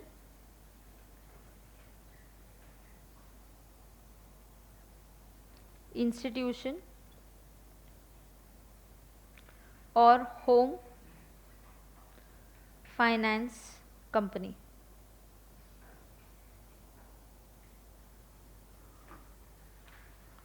करें, बरोबर। आगे कमिंग टू ATEEB, यहां लोन किससे लेना है, देखो यहाँ पे एडिशनल पॉइंट्स है। पहला, financial institution, home finance company तो नहीं देगी, home finance company is only to finance homes, so यहाँ पे it's financial institution, that is bank, और second is there are certain NBFCs,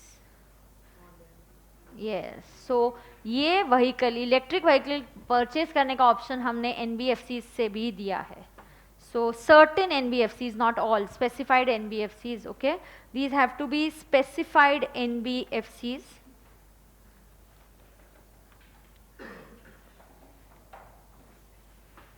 Now in that specified NBFCs, let us understand, यहाँ पे certain NBFCs are deposit taking, mostly they are deposit taking NBFC. What is deposit taking NBFC? अच्छा, RBI के हिसाब से दो type की NBFCs होती है, एक डिपॉजिट टेकिंग एंड एक non deposit taking. So deposit taking is whose taking public deposits लेना अलाउड है, उनको पहले ही अपने कंपनी फॉर्मेशन के टाइम में डिसाइड करना पड़ता है कि हम कौन से टाइप का बनेंगे, फिर हमको किस तरह का कंप्लायंस करना पड़ेगा, right. So this is what is to be understood. And then ये हो गया नोट करके। अब deduction,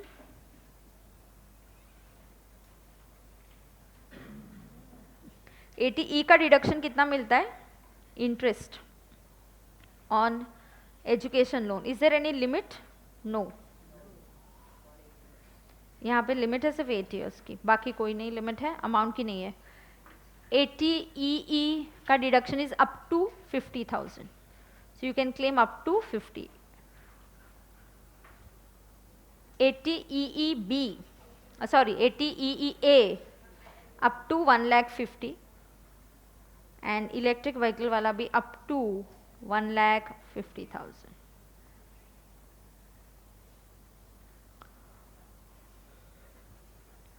Correct? Is that clear to everybody? Sure?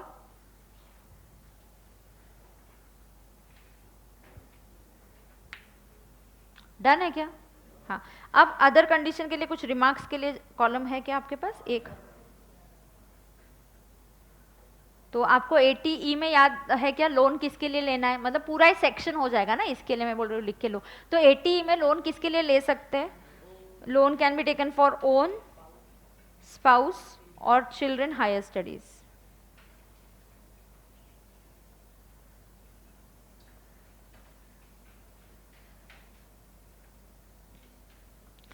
और 80EE में हो गया, ये नोट कर दिया सबने? 80EE में मुझे बताओ लोन का अमाउंट कितना होना चाहिए? Loan amount is less than और equal to 35 lakhs and house property का वैल्यू इज लेस देन और इक्वल टू 50 lakhs। यहाँ पे उस घर की स्टैम्प वैल्यू बोला है इज लेस देन और इक्वल टू 45 lakhs, बस उस पर ही लिमिट है। यहाँ पे आप रिमार्क्स में लिखो, पहले इतना लिखो।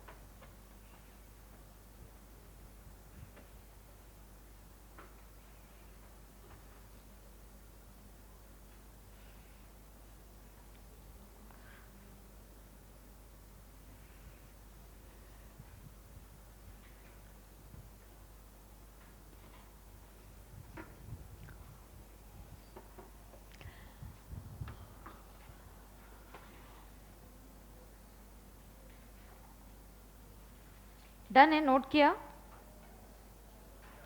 हे टेम्परेचर वाढव ना जरा, खूप थंड झाले। Thank you thank you. अब सुनो, यहाँ पे 80EEB में क्या पॉइंट लिखेंगे? Vehicle purchase for personal purpose can also, मतलब vehicle for personal purpose can claim this benefit. क्यों? जो बिजनेस पर्पज के लिए, उसके लिए तो पूरा का पूरा इंटरेस्ट पीजीबीपी में अलाउ होना ही है। समझा क्या? हाँ, so write down electric vehicle for personal purpose, for personal purpose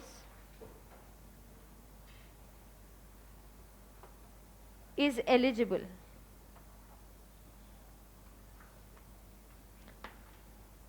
for 80EEB. Electric vehicle for personal purpose is eligible for 80EEB। क्यों? फिर आप पूछोगे मैम बिजनेस वाला क्यों नहीं? हाँ, तो आपको प्लीज वो भी लिख दो यार। If the vehicle is purchase for business purpose, if the vehicle is purchased for business purpose, expenditure will be allowed in PGBP, will be allowed in PGBP. Expenditure will be allowed in PGBP. समझ में आ गया सबको? थोड़ा सा tax planning के view point से एक ही सवाल पूछती हूँ, फिर ब्रेक देती हूँ और फिर हम ये कंटिन्यू करेंगे। अब सुनो ना, मुझे एक चीज बताओ, अगर असेसी ने 1920, सब यहां देखेंगे, वो टेबल एक्सट्रीमली इंपॉर्टेंट है, very very very very very important.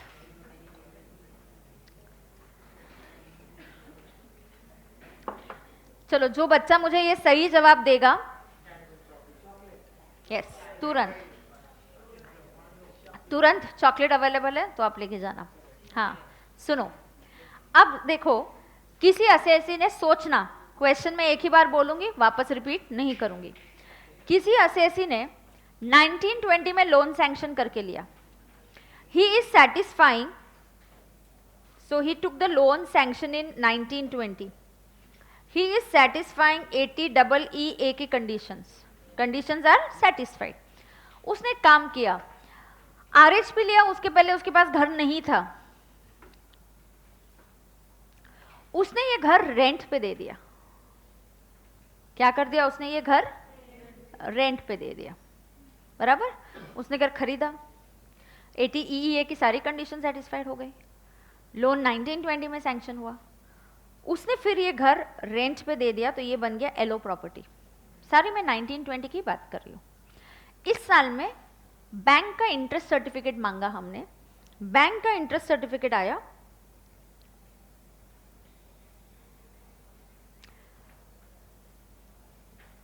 $3,84,000। Interest कितना है during the year? $3,84,000। Okay, interest is 3,84,000। अब आप क्लाइंट को क्या करने को बोलोगे?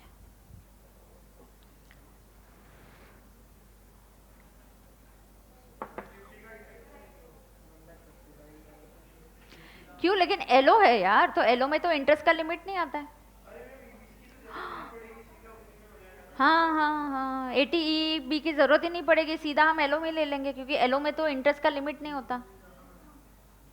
हाँ ना, एलओ में 24B में इंटरेस्ट को लिमिट होता है क्या 2 लाख का? नहीं होता। ठीक है, फिर तुम क्या करोगे? सारा उधर लोगे?